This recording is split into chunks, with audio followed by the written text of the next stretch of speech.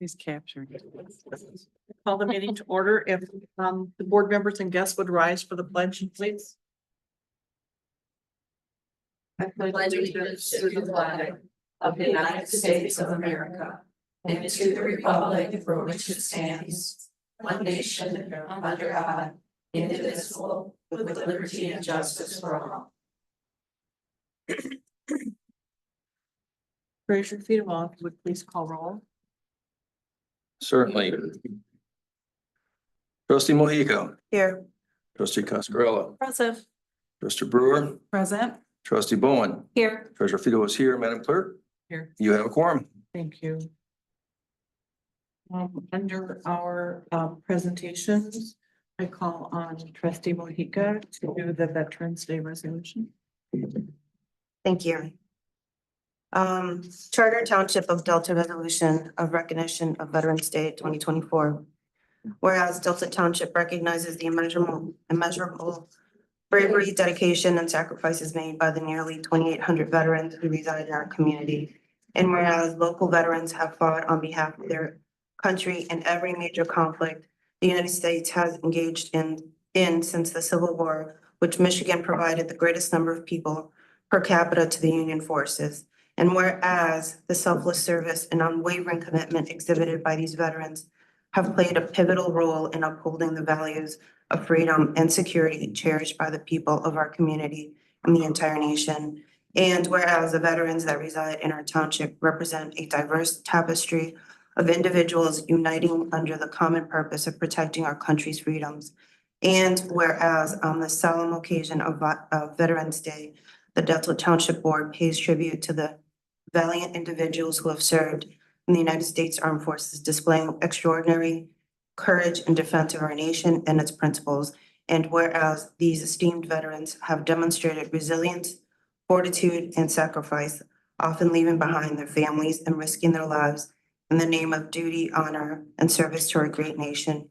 Now therefore be it resolved that on this Veterans Day, November 11th, 2024, the Delta Township Board offers its heartfelt gratitude and recognition to the veterans in our community for their outstanding service, bravery, and commitment to defending the freedoms and liberties cherished by all citizens. Thank you. Would veterans in the room please stand so we can acknowledge you?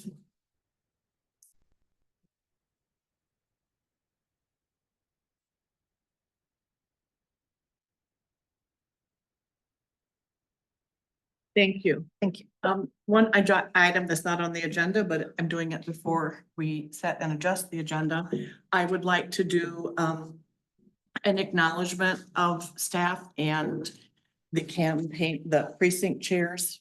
Our election last week was unbelievable outpouring of voters, which we're very happy for. But it was our 5th election in the last 12 months, which is absolutely unheard of. It's the most I've ever had, and I've never had a year here without an election. I've never had 5 elections in 12 months. So I am doing a little executive privilege to honor my staff, and I'll read, please stand. I can't even see through all the people. Laura Boomer is our deputy clerk. She comes to us from the city of Cedar Rapids. That you can stay, Laura. And Shay Matson, who comes to us from GCSI. I don't know if Deb Vancourt is here. She had an appointment and was going to try to get back, so she may miss her name. And then Ginger Terpstra, who comes to us from the city of Charlotte. She was there. She's their retired clerk, and Ginger works all of the elections for us. So I really appreciate all of the work and the hours that they've put in this past 12 months for sure. And then chairs here tonight, I'm going to read all of my, sorry, you have to go through all of this, but you should be happy that you have them here in your community. I'm going to read names. If you're here, please stand. Heidi Pung, Earl Breen, Gwendolyn Bodiford, Chris Matson, Denise Boughton, Beverly Pillar, Regina Johnson, Lexus Jones, Sadie Kilborn, Kathy Broker, Anton Woods, Jim Schweitzer, Diane Bailey, Dave Puck, Patrick Bohak, I thought I saw Patrick, and Kurt Warner.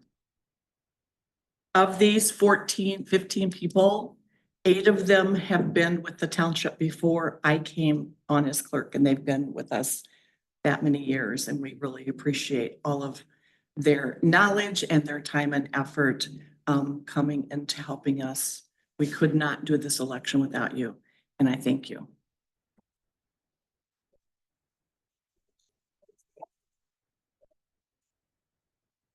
Our election had, of all of our registered voters, of which we have, we're growing, we have 29,000, 28,162, and of that, 25,969 are considered active voters. 80.5% of those voters participated in this election, Oh, wow. which is a phenomenal turnout. Delta typically has a high turnout, always in the 70 percentile range. We've gotten close to 80% before, but in terms of active voters, we've never hit 80 before. So thank you to all of the voters who exercised all of the 3 ways by which they could vote, absentee, early voting, and precinct day. So it was a tremendous success, and the township should be very proud of the engagement of all of our residents. So I thank you for allowing me this moment. With that, would you set and adjust the agenda, Beth? I move to accept the agenda as presented. Support. It's been moved and seconded to support the agenda as presented. All those in favor signify by saying aye. Opposed, motion carries. Communications, there is a piece from the Bank Intercounty Drain, a tree clearing notice. We've done enough projects in this township to know that tree clearings and the timing of tree clearings is a very testy thing because of the Indiana bat, at least if not more, particular kinds of birds. So that will be occurring in the notices in the board packet on the website. Consent agenda. Entertain motion, Andrea. I move to approve the consent agenda as presented. Support.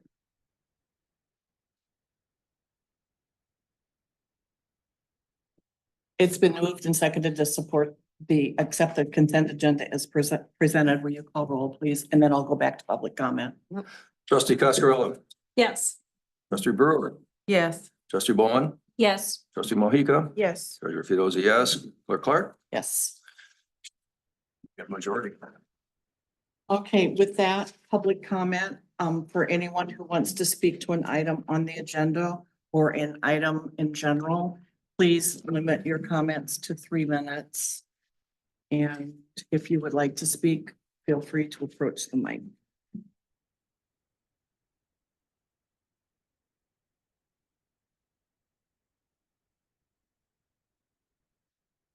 Good evening, board members. My name is James Lennon. I'm a triple MBA board member. I am the trail coordinator for Anderson Nature Park in Delta Township. I wanted to take a moment since I was here last time in mid-October to update on what the triple MBA has been doing since and how the nature park sits and currently.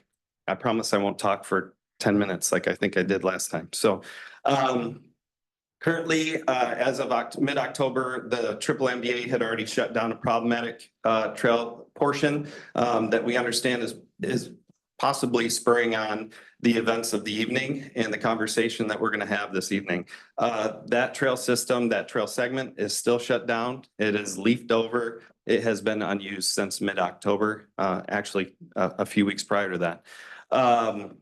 Since mid-October, we are continuing to communicate with our user group to remain patient and hopeful to be able to use the trail system again after 5 p.m.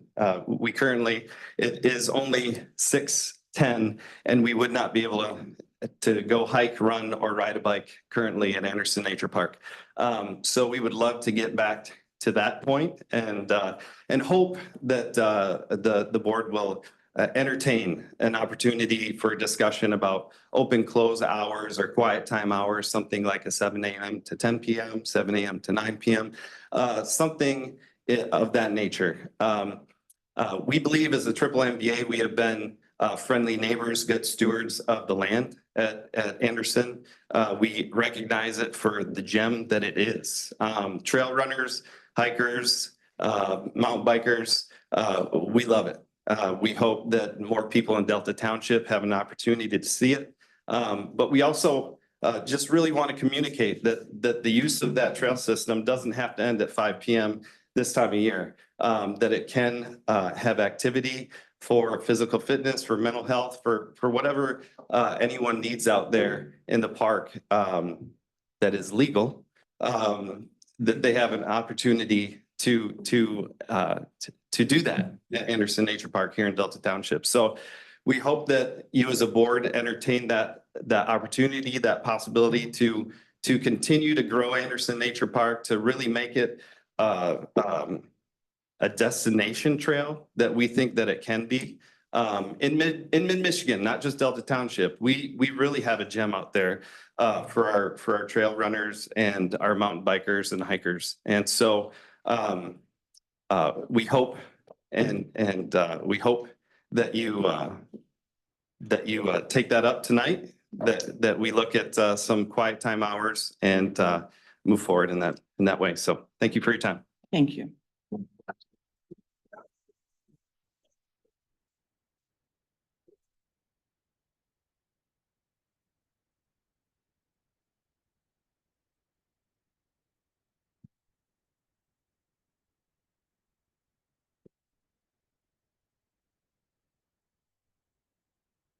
Good evening, everyone. My name is Evan Goodman. I am speaking here tonight in two capacities. My first one is as the incumbent trail coordinator in 2025 for West Lansing Trails, which is a park and a trail system located across the river from Anderson Park. And my second is my professional role as a licensed clinical psychologist who does work with health and pain management. One very important thing I do in my work is to educate people about my role, the role of psychology in healthcare, and to empower people to better take care of themselves. There are a lot of angles and arguments that can be taken here, so I want this to be with my expertise and provide a consultation for everyone who is here tonight. There are three kinds of prevention in the social and health-related sciences: primary, secondary, and tertiary. In the current example, primary prevention seeks to reduce health issues and increase quality of life in the first place, like with giving road sidewalks, installing recreation facilities, parks, placing grocery stores, health clinics, etc. Secondary prevention focuses on people who were at risk, such as individuals with the initial onset of health issues that could be remediated with better lifestyle, like treating high blood pressure early on. Tertiary prevention intervenes after the health issue has come on and delivered negative effects, and the destructive outcome is trying to be mitigated, like amputating a toe when someone may be developing gangrene in it, or when they need extensive surgery for an advanced issue. As a working psychologist, it's very clear to me that one of my duties to society is part of holding my license is to help prevent these kinds of issues that do this and effectively reduce my and my colleagues' caseloads. And that is why I got up here tonight to ask you, the elected officials of Delta Township, to please reconsider the health of your community, your neighbors, and how, despite being a developed and industrialized society, we unfortunately have very poor health indicators in this nation because of the challenges I mentioned. Additionally, the single biggest predictor of health and well-being is having a supportive community. Even if one went to Anderson alone in the evening to use the park and get their exercise, they'd benefit from just knowing there's a community there that supports and cares about the park. New research is also suggesting that isolation can reduce a body's ability to, for example, attack cancer cells, just as another example. And I can speak to this too, as a person who was born hard of hearing, is fluent in American Sign Language, but spends a majority of his life in the hearing world. Having that community is very important, and the same does hold with this park, just to point that out too. Closing a park to the public after dark in a state like Michigan will only serve to increase the rate of health and mental health issues and hurt society in the long run. I urge you to please reconsider closing the park at dusk and please restore its original hours. Thank you. Thank you.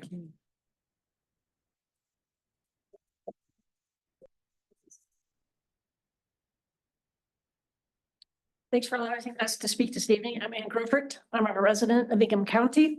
I've lived and worked in the region since 1980. I've run trails and mountain biked since the mid-80s as well. I've worked to build trails locally since the 90s and was involved in Anderson from pretty much day one. Once Brad had it approved to begin working on that trail there. It's an amazing trail system. It's aged well. It's a great system to have. I'm also the trail coordinator for the Triple MBA at Birchfield County Park, and I've worked there in that capacity since 2015 and was involved in meetings in obtaining access to Ingham County Park for mountain bike trail access from the beginning as well. I live in a public recreation space as well.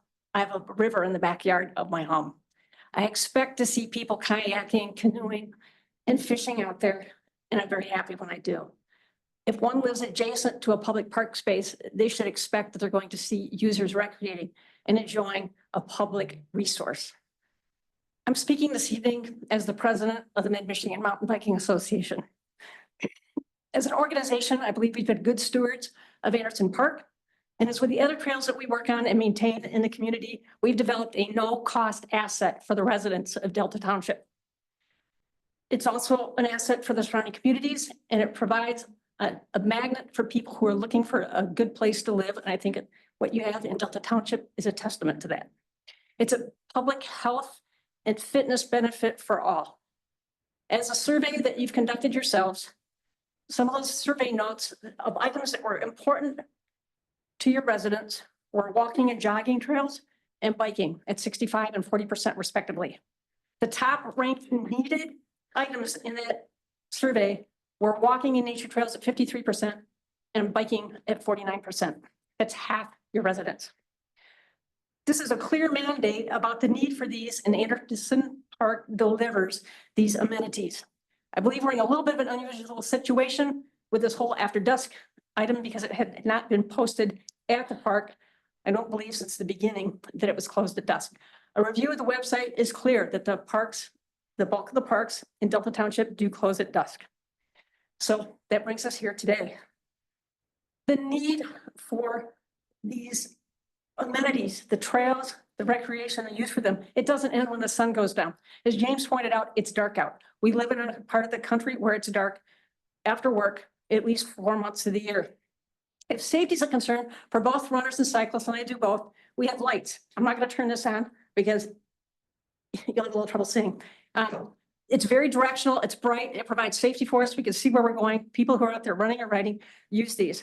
So for safety concern, we've got that out after dark. As noted previously at the last meeting, we're really asking for a quiet hours approach. We're not asking to be out there till midnight. It's if we can resolve something where people can have an access until 9, 10, whatever is workable, that would be great. I believe that our presence in the park over the years has helped deter maybe I would consider undesirable activities, things that you might not necessarily want happening in your backyard. So in closing, we would ask you to please consider a few hours for that time again to help all of us as residents maintain our mental health and our physical fitness at a time when we really need it. Thank you. Thank you.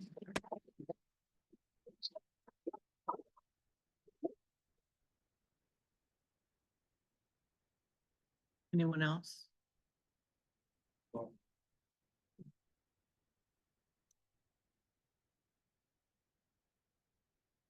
Hi, my name is Kevin Feldposh and I live in Delta Township and I walk at Anderson Nature Park just about every morning. And I know that if it weren't for the cyclists, I'm not a cyclist, by the way, but the cyclists groom the trails. They keep the place clean. I know that if it weren't for them, most of that place would be so overgrown with brush and invasive species that I wouldn't be able to walk there. I get that people might be concerned about people using the trails after dark. But at least if someone's on a bicycle and they're wearing a headlamp, you know who they are and what they're doing there. As I said, I tend to walk in the mornings and I find people dump yard waste. I've picked up countless tires, lawn mowers, containers of used motor oil, furniture, bedding. I pick all that crap up and haul it away because I don't want people coming through there and seeing this crap laying there and thinking that it's okay to dump that there. And that's happening after dark. You know, so I personally welcome the cyclists. Like I say, if they're on a bicycle and they're wearing a headlamp, you know who they are and what they're doing there. It's the nefarious activity that's happening that, they're shutting off their headlights and sneaking back there because it's dark and it's quiet and it's a great place to offload their crap. So there you go. Thank you. Thank you.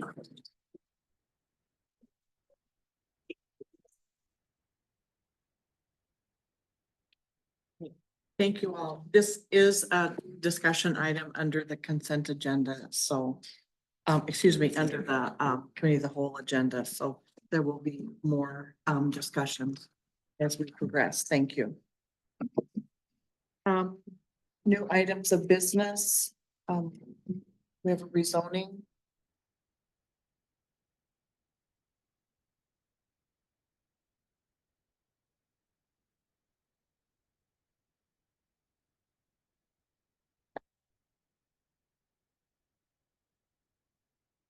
Hello, everyone. So good evening. My name is Peter Menzer. I'm the Planning and Economic Development Director. So please hold your applause. There are a lot of exciting zoning concepts we're going to talk about tonight. But if you can just wait till I finish, that'd be appreciated. So the first item on the agenda, we got 3 items coming up here all on the Delta Crossings development. So the first is a rezoning, and then we have 2 special land use permits. They're all written up separately, so I'm going to tackle them separately, but just remember that they're all together. The first is a rezoning of about almost 40 acres on the north side of phase 1 of the Delta Crossings project. I think you should all have access to the map that's in your, I'm having some problems sharing my screen, although I will try. Mary, is there a way to show it on the back monitor too?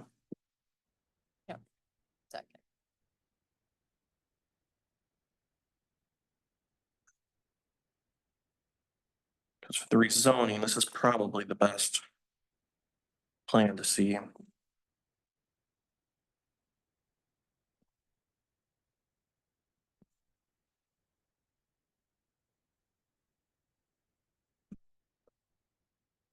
So for those of you that can see that, we have basically, this is the highway, not basically, this is the highway, 9669.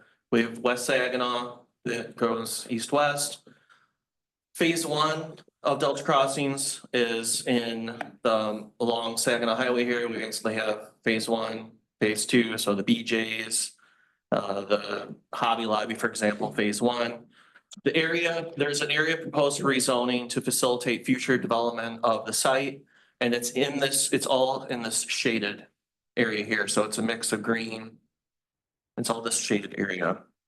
It includes a portion of the Bass Pro site. So here's the site where Bass Pro Shops is proposed. And you can see this area, part of that site is commercial, but part of it is also AG2 agricultural. And so part of this outside of the Bass Pro site, and then the area has been expanded further to encompass a portion of, this is phase 6 up here. I'll show you a map how this all lines up in a second. And then this I think is phase 5 or 4B to the west. I'm not going to pull up a phasing map just to get some context on the site. Again, we've got the highway on the far right of the page and then West Saginaw. along the bottom. So you're seeing here in green is phase one. Phase two over here is the BJ's. What will ultimately be phase three moves up north here off of Broadbent as a multifamily development not for consideration tonight. Phase 4A is the Bass Pro Shop project. So you can see Bass Pro here is off a private drive that would connect to an extended Marketplace Boulevard. And then we have 4B next to that. And then this is all phase 6 going north. So the rezoning area right now is all of this that I'm showing with my mouse. So 4B and lower part of phase 6, but then also the fringes of the Bass Pro site as well. So want to provide some context on that. And then I can't look at my notes if I'm sharing my screen, so we're going to have to stop with that. Those items are in your meeting packet for review or for reference here.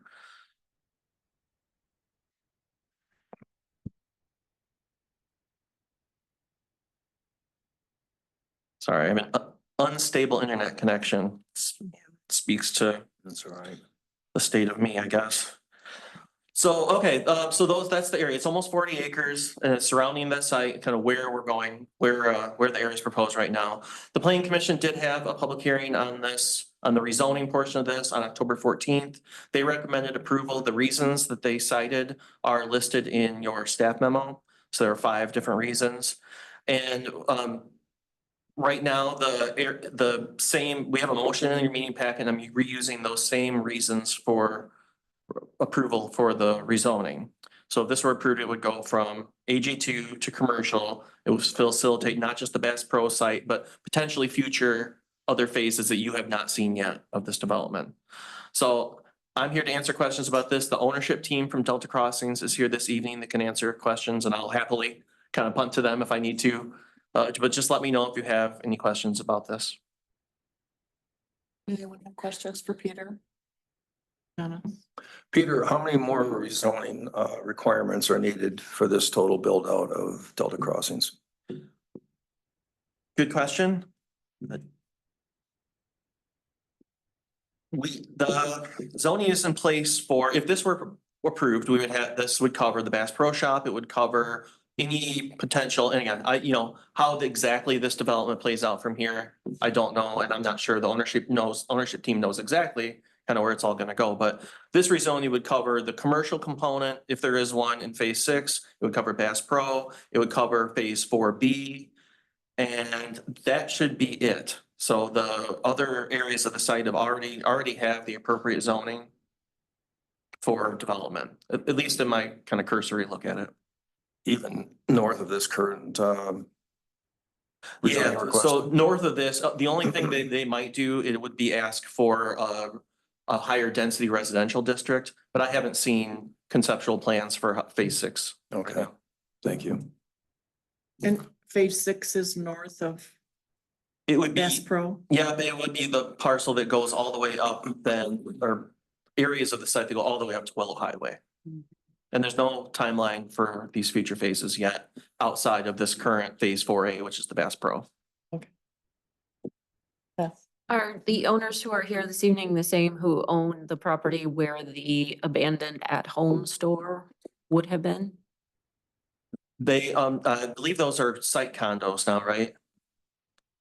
So, but they're owned collectively by the team. They bought, this new ownership group bought everything. Okay, so what is the plan for that? That's my next question then. Yeah, I would add ask that the to the ownership team. ownership So why don't we team for bring that. them up, introduce them, and they can speak to that. I will Thank sit you. very close by. Hey, Steve. I'm Steve Calabat, part of the ownership group. And so as far as the former at-home, we acquired that recently. We are talking to some other potential retailers about restarting that project, but until we have a user, we can't really do much with it at all at this point. It doesn't really make sense because every user has their own specific requirements on how they want it built out and the size. And parking requirements and things like that. So it's on hold, but we are talking to some folks, and at some point, we've assured the township that if we can't find anybody, then we would obviously do something with those, with the walls that have already been erected that are still sitting there. And is the site secure at this time? It is. It's fully fenced and secured, and all the walls have been shored up. And we have an engineering report that has been supplied to the township as well, showing that it's all sound and, fine, Excellent. shouldn't have any problems. Thank you. Anything else while I'm up here? Any other questions? I would entertain a motion. Andrew? Sorry, just gotta get it back open. Give me a moment. I move that the Delta Township Board approve the rezoning request from K2 Retail Construction and Development to rezone 39.27 acres on the north side of West Saginaw Highway, immediately west of Interstate 6996, from AG2 agricultural residential to C commercial, for the following reasons, of which there are 5 in our board packet. Is there support? Support. It's been moved and supported to approve this rezoning. All those in favor signify by saying aye. Aye. Opposed? Motion carries. Peter, you're on again. All right, thank you. So we'll move on to the first special land use permit. This is again, same applicant. This is a request, all of these leading to the Bass Pro Shops. So there are 2 special land use permits, the first of which is for a large scale retail establishment. So our ordinance actually defines that as any large scale retailer being 50,000 square feet or greater. So, and that kicks in the requirement. And there are certain criteria that are used for that review. And this is a part, like I said, it's with another, now that the rezoning has been approved, this is concurrent with the site plan, another special land use permit, but also all of this is concurrent with a site plan review application that the planning commission already approved. And that portion of the project is being worked on with staff. So the way that generally works is we will review the staff of the site plan and send comments back to the applicant. And then there's usually a back and forth where they'll send a revised plan. We'll make comments and send it back until we get a plan that works for everybody. So that site plan's been approved. It's in the staff portion of that right now. They're really the only things I really want to identify with both these special land use permits. There are 7 conditions that are on the special land use permit. Both special land use permits have the exact same conditions. They speak to expanding, if we're going to expand the use, that future approval would be needed or review would be needed. That this whole project is conditioned on site plan approval being granted by the zoning administrator, so not just the planning commission, but also has to come through our team. So not only planning department, but fire, building, engineering, utilities. So they're all actively working on this. So we've actually already sent back one set of comments on this project. I'm asking for a detail sheet on some fencing. So if you took a look at the site plan that's in your meeting packet, there's about 6.6 acre area on the north side of the site that is set aside for a boat storage area.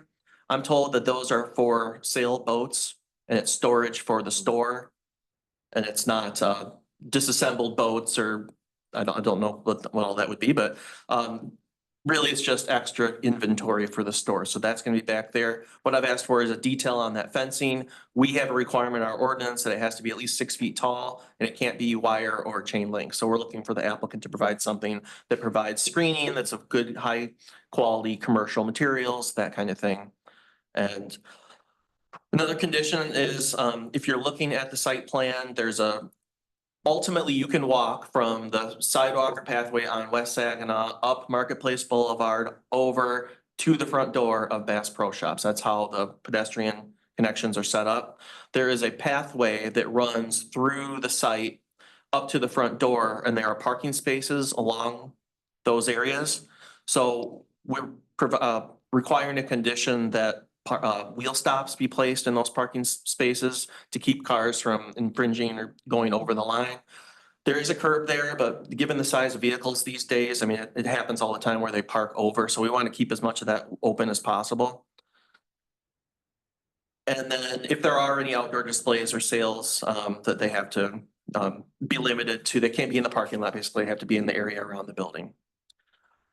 So that's it for the large scale retail establishment, SLUP. So it's really, we're looking at this purely based on the size of this project.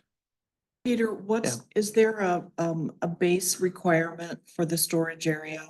So can it be gravel? Does it have to be asphalt or concrete? It can't be grass, can it, please? It cannot be grass and it can't be in a required parking spot. It has to be like on the sidewalk or in the front, the store area around the store.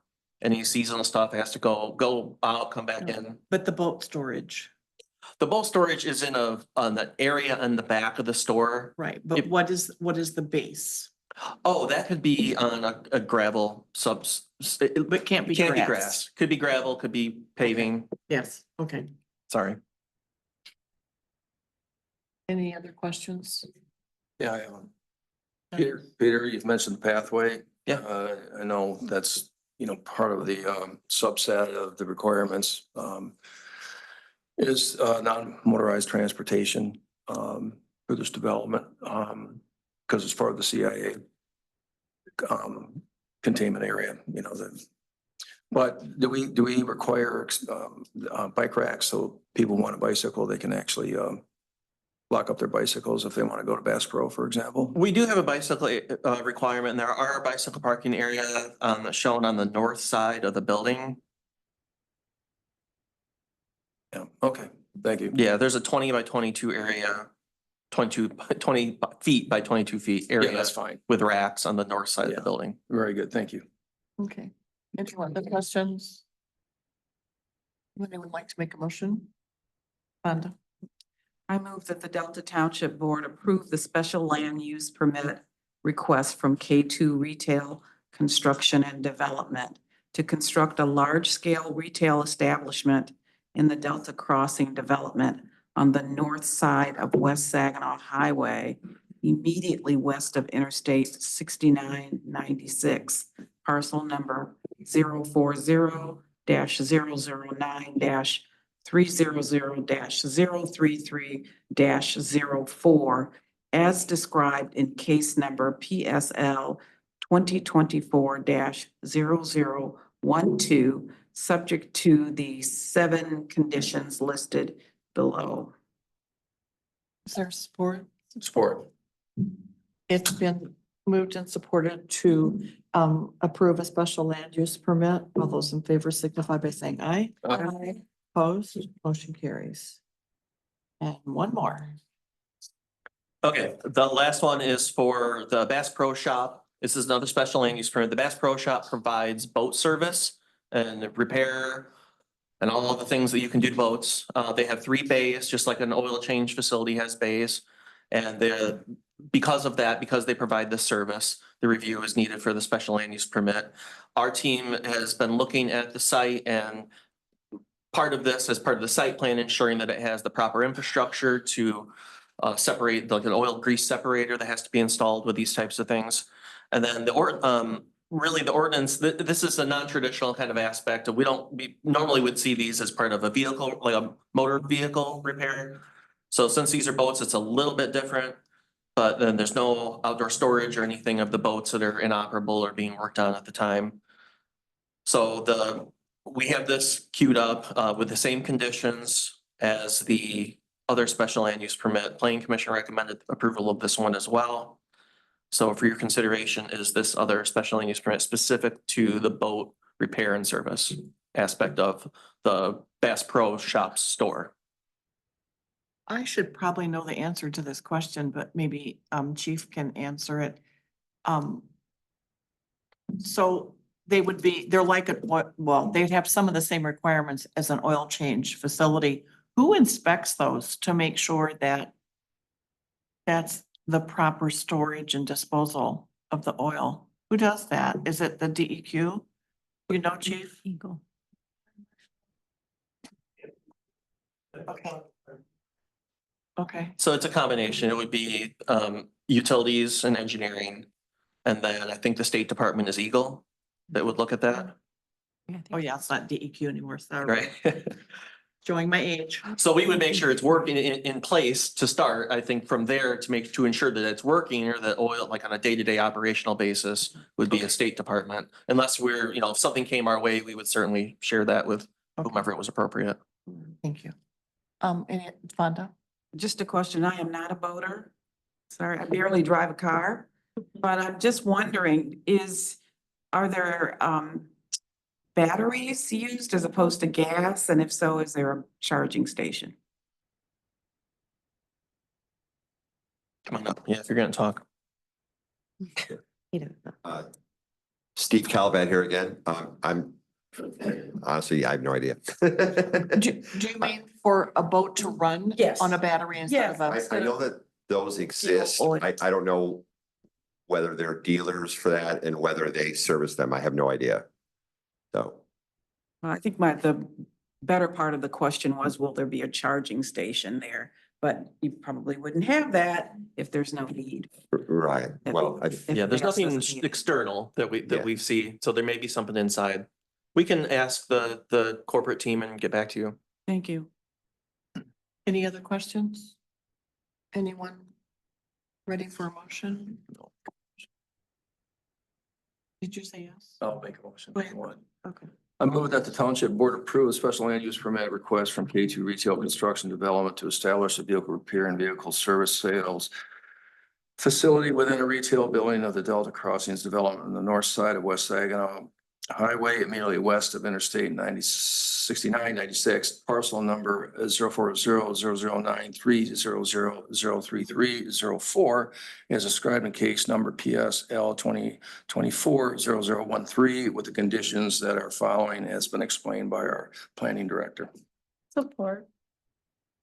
It's been moved and supported to approve this special land use permit. All those in favor signify by saying aye. Aye. Opposed, motion carries. thank you for it. Thank I you. appreciate it. Moving down the agenda, the salary schedules and compensation adjustment. Brian speaking to that or Aaron or who? I can speak to save Aaron the walk up. This is just the annual cost of living adjustment that was discussed in the annual budget, which we adopted at the last meeting. So these are just the wage scales for the full-time employees, part-time employees, manager, and the elected officials for the cost of living adjustments. Okay, so are there any questions? Are there a motion?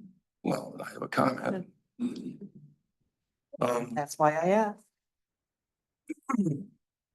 Do you, so board members, I believe you received my memorandum regarding this issue. Again, I'm resurrecting this. I brought this up in our March meeting.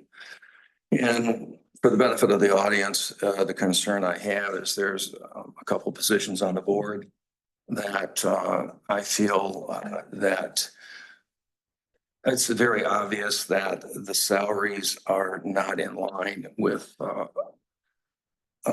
other municipalities that are even larger than ours.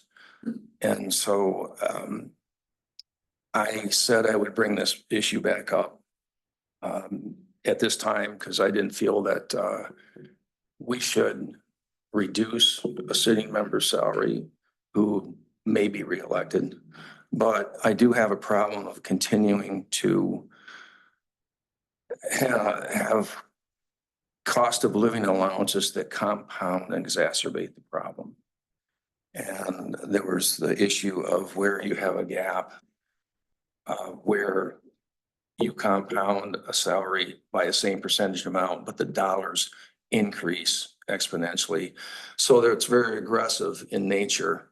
But besides that issue, and that's among board members themselves, is the issue of that I believe, the supervisor position and the clerk's position are basically at a level that I don't think are justifiable, especially when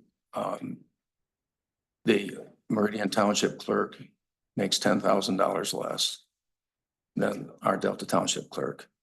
And the supervisor in Delta Township, even though it's vacant now, makes 16% more than the supervisor in Meridian Township, with a population of 10,000 more people than we have here. And likewise, to that effect, that Ian, the Eaton County clerk, makes less money than our Delta Township clerk. And I just want to emphasize, this is not about personalities. It is about the office. And I just think it's hard for this board to justify, and it's open for criticism, if we continue with the exacerbation of just adding COLA increases across the board for specific board positions that aren't in line with other jurisdictions and larger jurisdictions than what we have, and we're what I believe is being overly generous for our two elected positions. So what I would like to see, rather than being punitive in any way, is just freeze from any COLA increases these two positions until such time that they come in line with approximately Meridian Township's level, which is still $10,000, 10,000 more people than what we have in this township. So what I'm suggesting is that if we approve this resolution, this motion, that we exclude the position of the supervisor and the clerk from receiving any cost of living allowance for the next fiscal year. Okay, so I will address that since it's Sure. directed to me, and it has been since last, I don't know, 20, I guess in 2020 is when you started. Excuse me, I have the I floor. told you it wasn't. I have the floor. Don't accuse me of something I'm not doing. Decorum, I please. have the floor. Accuse me. So this discussion started in 2020. And for whatever reason, you have chose to single only Meridian Township. And I could give you a list of jurisdictions within 30 miles of here that are much smaller than Delta and have larger salaries. You've picked Meridian because that's your favorite township.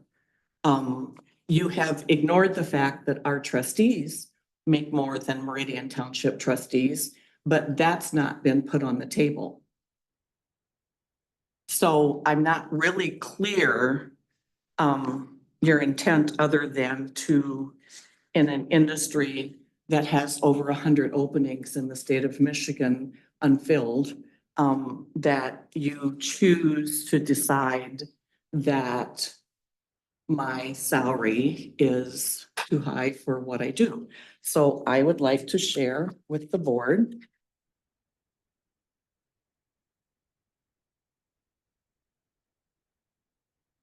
an analysis of the board members that are here, since we're talking about positions. And of these, I've touched on the attendance for everyone elected for the last 4 years, what the salary is, and what those, me being the only full-time person on the board, what your compensation is for walking in the door for one meeting, once, twice, or 3 times a month, depending on your attendance. And you can see a significant amount of money that is going. And I'll start with Supervisor Fletcher, who is no longer here, but his, I have his numbers up until the point in which he resigned. My numbers, I'm 367.86 a meeting based on my annual salary. And this year, I will work 284 days with 16 days of unpaid overtime. Treasurer Fedewa is right now, based on his attendance so far this year, is making $1,039.66 per meeting. Trustee Mojica is making $899.35 this year per meeting based on attendance. Trustee Cascarella is making $664.74. Trustee Brewer is making $728.05. And trustee Bowen is making $664.74 based on attendance. That you have decided, and the county clerk's role and responsibilities are much different than mine. And Meridian Township operates their clerk's office much different than ours. They have 14 staff during elections. Counting myself, we have 5. So I don't believe that you're comparing apples to apples. So take Meridian out of the mix. St. John's clerk, when their population is significantly less than ours, makes $125,000 a year. I can go down a list of any number of jurisdictions in the community. So what is the real reason that you're suggesting this?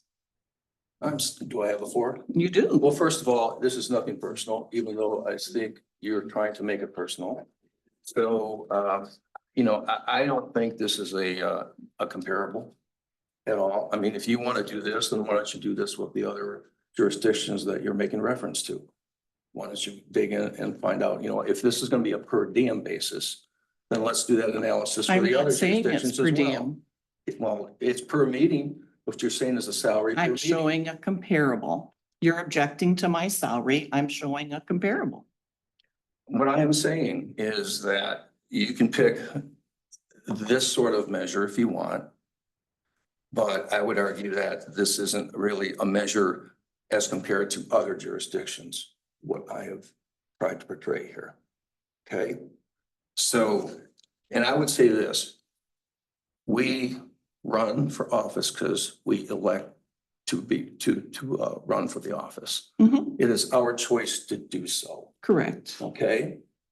And if the workload is arduous and we decide that we still want to run for re-election, that is still a personal decision. You're electing to do that.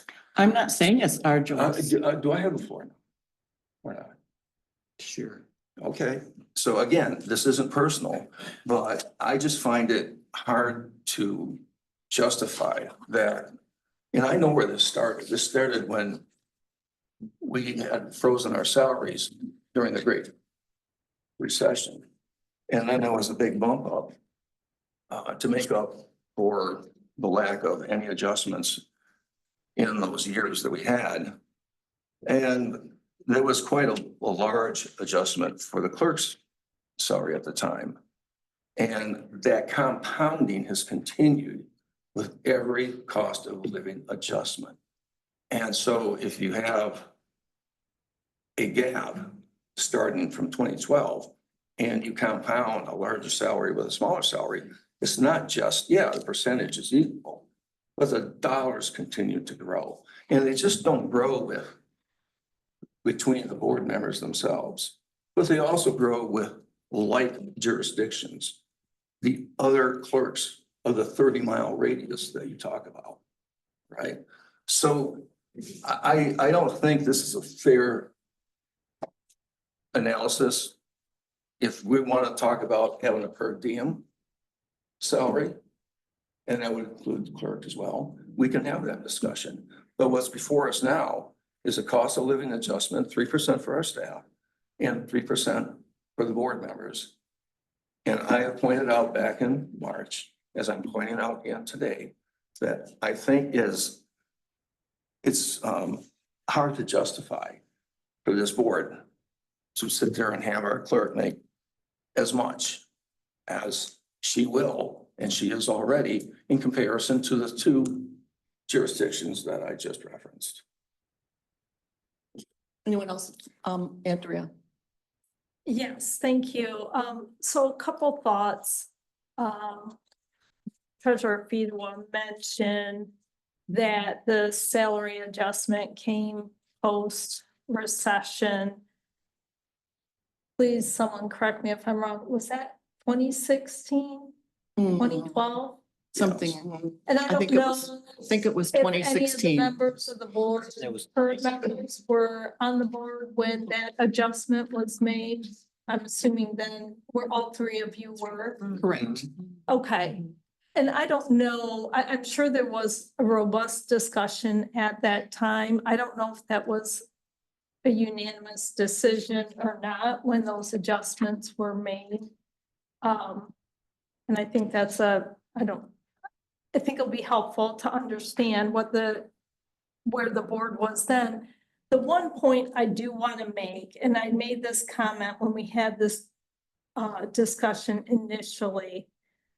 I believe these are two separate issues. If we need to have a conversation about salaries for all of the positions, we should. And if there needs to be a level setting, I don't think it's appropriate. Cost of living increases serve a different purpose. And I don't think it's appropriate to exclude a particular position or person in a position from getting a standard cost of living increase that is passed on to every single other employee. To me, that's just not appropriate. If there needs to be an adjustment in what the base salary is, that's a separate conversation, but it's not a conversation at all about COLA increases and a longstanding policy to have those apply across the board to every employee of the township.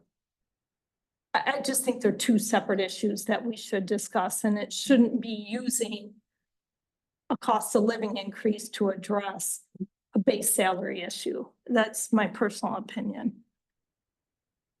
Beth, I have a comment and then a question. My comment is I would be in favor of no COLA increase for anyone on the board in case anyone is interested in that. I just don't think we necessarily need it. Our employees do, our full-time, our manager, they are employees, they work full-time, cost of living. Now my question is about the clerk's position. Where is it listed in our ordinances, how many hours the clerk works per year? it's a full-time position. And where is it. that designated? Because that's not, the state doesn't designate that as a full-time position. No, So every jurisdiction does that as they, and it's in see our ordinances or it's part of our hiring policy or? I don't really know. It's, I would have to it's in the Charter Township Act. So every community is different. So some have, mainly for the three positions of treasurer, clerk and supervisor. So in some communities, those are all full-time. Okay. In a lot of communities, the supervisor position in charter townships is typically ceded to a superintendent or a manager. Right. And then in other communities, it's all around the board, given the clerk's duties. I believe most charter townships have full-time clerks. Okay. Because I'm concerned that our clerk, the position of clerk is working overtime unpaid. And I think we're asking too much of whoever is in that position. And so whether we have a base salary discussion or a COLA discussion, I think that we should look at the position as a whole and what the hours are, what we are asking the person in the clerk position to do. I think these are considerations that go to salary because as we're looking at the hours, because statutorily, as a trustee, I'm only required to come to these meetings. I do more than that because I believe in it, but you're right. But if the clerk is a full-time position and we require that and we have certain days, then we need to look at that and understand how that impacts salary. the clerk is a department head. And all department heads in the township are salaried. They don't get paid overtime. No department head does. So I just was remarking that there are many overtime days where now with election law, weekends are mandated. And we had 5 elections in 12 months. Yeah. But going back to kind of to Andrea's question, when we made this adjustment, the board had not had an adjustment for something like 12 years. And so to avoid repeating that, the decision was made by the board.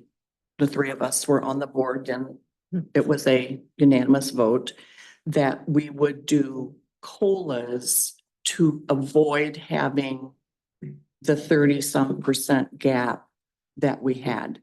And so the percent that we did has always been the same. The clerk didn't get a higher salary. The clerk, it was all based, all the positions were on percentages. The clerk is the only full-time position in this township.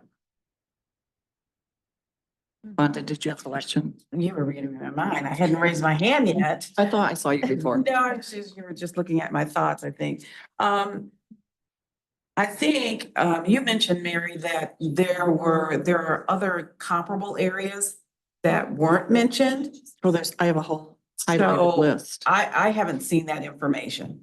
So that might be helpful to see it. So my suggestion is to, and I think there needs to be more dialogue. I'm with Andrew. I think there's a couple of things going on here.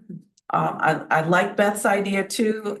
So I'm with that, but my thought is maybe we separate this motion so that it's excluding the board. And we come back and do more research, have more data and look at it fairly. Because I feel like I'm missing a part of it. And in missing a part of it, I would be no COLA for the board at all, would be my position. But I want to make sure that we're looking at the data, all of the data, and making an informed decision. So my recommendation or a motion that I would make would be to pull out the board from this motion. Okay. And table that to another meeting where we have an opportunity to review all of the data and understand what the clerk, because a clerk isn't a clerk everywhere. And so I want to look at the whole picture before we make such a decision. Would be me. I would move to pull out the segment that references the board So can you and apply can you everything make your, else. well, Karen, did you have a question before we make a motion? I think we should, can we table the whole thing? No, I don't I'm not- think there's a need. I don't want to do that. I don't think that's fair to staff. So okay, you're right. So if you say table, when are we? Well, proposing to come tabling back? makes it come back the next meeting and that's not a realistic No, thing. right. So I would recommend that we simply do a motion minus the board having COLA and move on. Yes, and And administration will In bring it back terms to of us. reassessing the clerk's salary, we are required to set a salary prior to elections, prior to filing last April, which we did in March. So what are you saying, Mary? Would we be out of compliance or something? We can delay. I just want to make sure I'm clear on what you're saying. You can delay sorry, Madam Supervisor, if you. And it's okay for you, Brian, to answer this.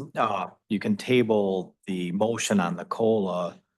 What Acting Supervisor Clark is saying, that the board compensation policy, you cannot reduce any board member compensation until the term is at the appropriate time after 4 years. So And we're at the end of that. No, No, we're We're in the beginning now, we're in the beginning of the new. So we set the board compensation policy in March, Mhm. and that was part of that discussion. If there was gonna be adjustments down, the only way you can make adjustments is if there are duties removed.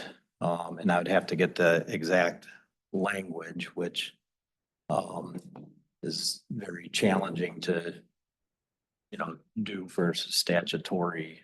So when do we bring duties. it back? If I may. But Brian, so there's nothing though that would preclude us as a board from having the conversation if there might be a decision or not, to adjust salaries by any means. It would just have to be for the next term. It could not be It's already for passed. the upcoming term. Correct. I believe you can adjust them up. You cannot adjust them down. Even for, okay, Does that include? even if it's. Well, you option? can't remove statutory duties. No, I'm not Right, talking and about that- yeah, duties. that's I'm not an saying issue. if we could, if there was a decision to make any adjustment in the salaries, that wouldn't be, would it be an adjustment down, anyone on the board? Is there a way to do that for the next term, not meaning beginning in January 25, but for 4 years after that? What? I We would can't have change to- salaries for right. the next term. That's I- off the table. Yeah, I Correct. would have to look back at the act.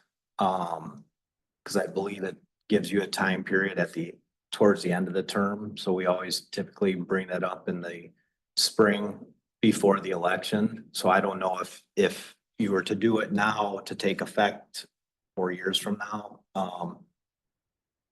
Okay, so. I don't know it'd the be practic- To know, but we. I don't know the need to do it legalities in of that, so I could look at conversation. that, but Okay. I don't know the practicalities of doing that. Yeah, okay. It Um, might just be helpful to know when we can have the next conversation about compensation. So Karen. do we assume that the COLA is gonna be 3% every year? No. No, right? No, So we could do 3% and then The do like COLA 1% next. is that what you're Every saying? year we adopt the Right. COLA as part of the budget, Right. or we make a recommendation. So And it's- so as was stated in 2016 is when we made the change to the board compensation policy because the board salaries had gotten out of whack.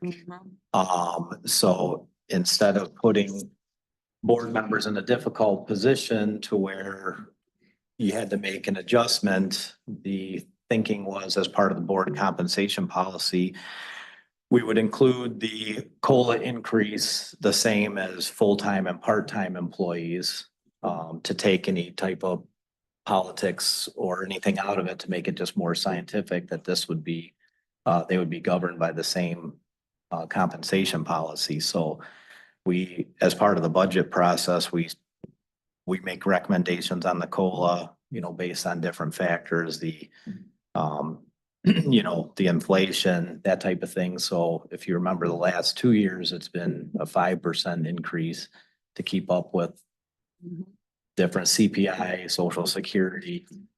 We look at a lot of other state of Michigan, those types of things. So we can reconsider, we can look at the COLA at another time for the board members. Sure. We do not have to include that in tonight's decision. Correct. That would be the amended Did you- motion for me. I don't know what to do with that, but, okay.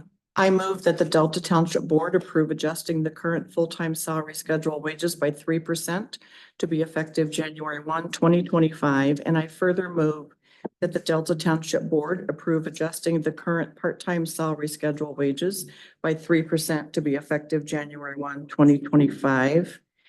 And I move further that the Delta Township Board approve adjusting the annual compensation of Brian Reed, Township Manager, for the manager per the employment agreement Exhibit 1 by 3% to be effective January 1, 2025. Support.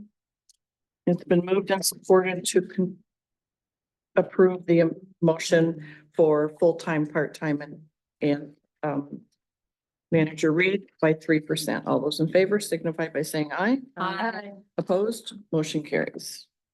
I have one final comment about the board compensation. I'd just like to point out, as I have pointed out in the past, that we can look at what other communities pay their elected leaders, but the fact of the matter is that someone who lives in Delta Township cannot run for an office in Meridian Township. They would have to move to Meridian Township. Correct. And so saying, well, we need to be competitive, who are we being competitive with? We have no shortage of people who are running for these offices, community members who would like to serve. I don't think that language that says, we have to be competitive. We're not hiring from an unlimited pool of people. So. Okay, Brian, manager's report. Thank you, Madam Chair. Well, first off, congrats to all board members for your reelections. Thank you. It's a pleasure to serve with you all and look forward to the next 4 years.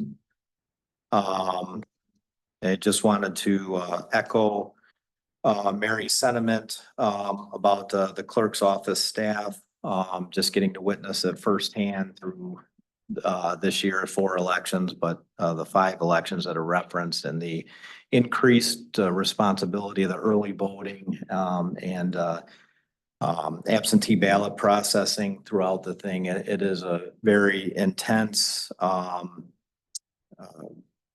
process, and I appreciate all the staff and all the election workers. I think the elections went very smoothly in Delta, and it's because of all the pre-planning and all the hard work of Mary and her staff and all of our volunteers and an increasing number of other township staff that are, you know, kind of pushed into duty as well. So I appreciate their efforts. Just want to thank trustee Mojica for her service in the military over 25 years. yeah, over 25 years. We have probably a dozen or so township employees who are veterans too, so appreciate their service on this day of recognition.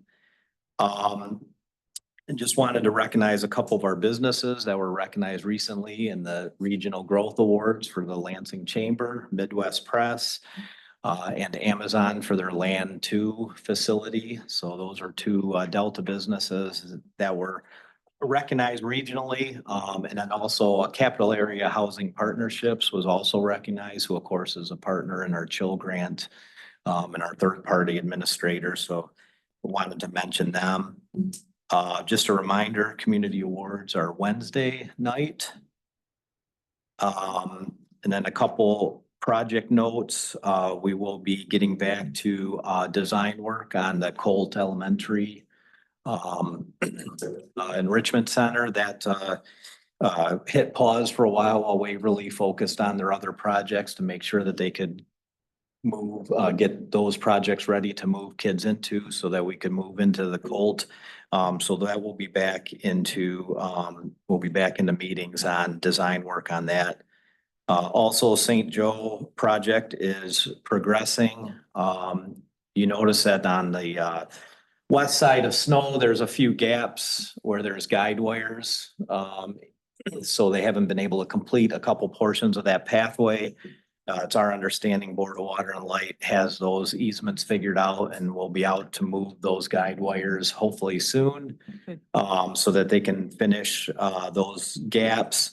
We're working through the water main is progressing very nicely down towards Waverly. So that is going very well, working through a little bit of a problem at Snow and St. Joe that get rectified soon, and then paving of the pathway will start going east at that intersection very, very soon. So, but that's all the updates I have, but happy to take any questions from the board. Yeah, Brian, who's going to be the MC for our award ceremony? Cheryl Fritz. Yeah. Who? Cheryl Fritz. She did it last year. She's a local Okay. broadcaster. All right, Mhm. all right. I just know, so thank you. Good question. Any other questions? Comments? Any other public comments?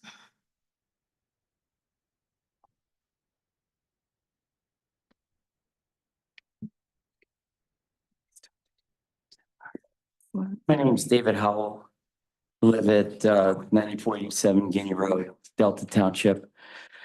I want to say I've been attending the township board meetings for the last several months. And so I would like to just make a comment on the compensation discussion. I think, as the trustees know, you know, I ran against all 4 of you in the election. and was crushed. But in preparation, for running for the Board of Trustees, I did a lot of research. And one of the things that I did was I drilled down on every agenda. And some of the agendas are over 300 pages long for one meeting. And I would estimate that for every hour that the trustees are here at a meeting, it probably takes about 10 hours of work, to prepare for a meeting. So I don't find anything out of line in terms of, what our trustees are paid and reimbursed for their time.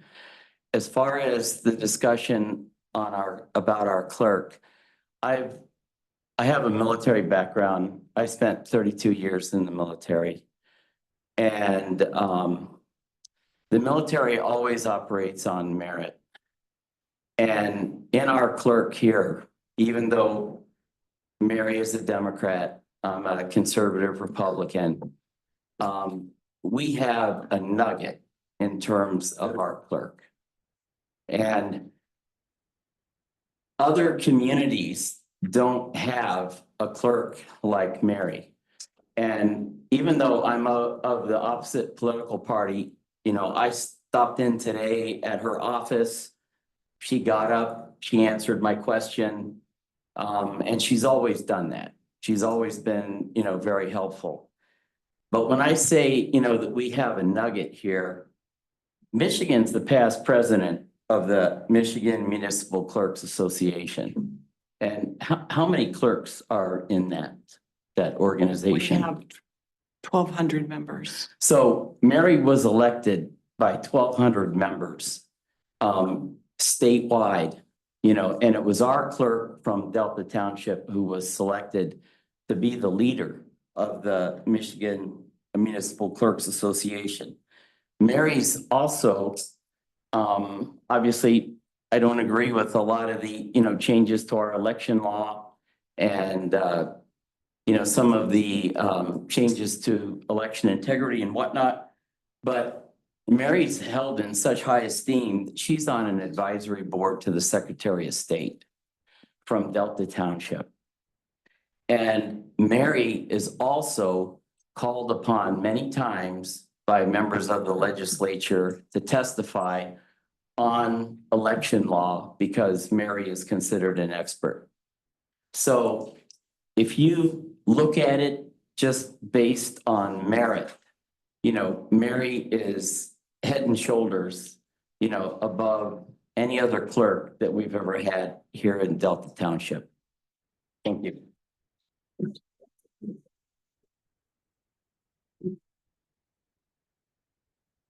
Thank you, David. I'm sure we'll chat again soon. And all you that I passed over the committee of the whole, it was not intentional. My screen is like changing sizes every 12 seconds. I hate AI. Go on record as saying that. So we're here for Saginaw Highway CIA update. And I'm not sure that's why Mr. McGaldy is here too. Mr. McGaldy's here because he loves Delta Township and he just wanted to be part of the action. Yeah. You should come all the time. So, again, Peter Menser, Planning Director and Economic Development Director. So we're gonna provide, I realize I stand between a discussion on trails at a park, so there's a lot of patient people here tonight, so I'll move along as expeditiously as possible. One, provide a very brief update on West Saginaw Corridor Improvement Authority, and this could be maybe the first presentation. We can always circle back if there's more that we want to tackle on this topic. But so I do want to introduce Tony McGaldy. He's the chairperson of our CIA board. There are 9 members total, 8 the supervisor plus 8 volunteers. I'll get into that in a second. We also have Vice President Scott Berman, who owns one door over here and other restaurants around the area. And then our secretary is Rachel Elsinga. So the corridor district was established in 2021. It runs for 20 years. The district encompasses properties on West Saginaw from Broadbent all the way to Waverly on both sides of the street. Really, it's all commercial zone properties. They have frontage on West Saginaw, are all in the Corridor Improvement Authority District. There's only two developments, two sites in the area, in the whole CIA district where TIF is captured. That's at Delta Crossings, we just talked about earlier, west of the highway, and then the property that's vacant or undeveloped at the southwest corner of Kreitz and West Saginaw. So should development occur there, township would capture that TIF. So as I mentioned, there's 9 members total. There's 8 members plus the township supervisor who serves in that role by the nature of their position. The statute requires it. We do have 2 board vacancies right now. So one, the township supervisor, but then another member. And that membership at this point would be an at-large member. So that the membership consists of the CEO, the supervisor of the township, 5 members who are property owners or have business located within the CIA district. And we have 5 of those. We have at least 1 member who's a resident of the development area or lives within a half mile. And we have that person.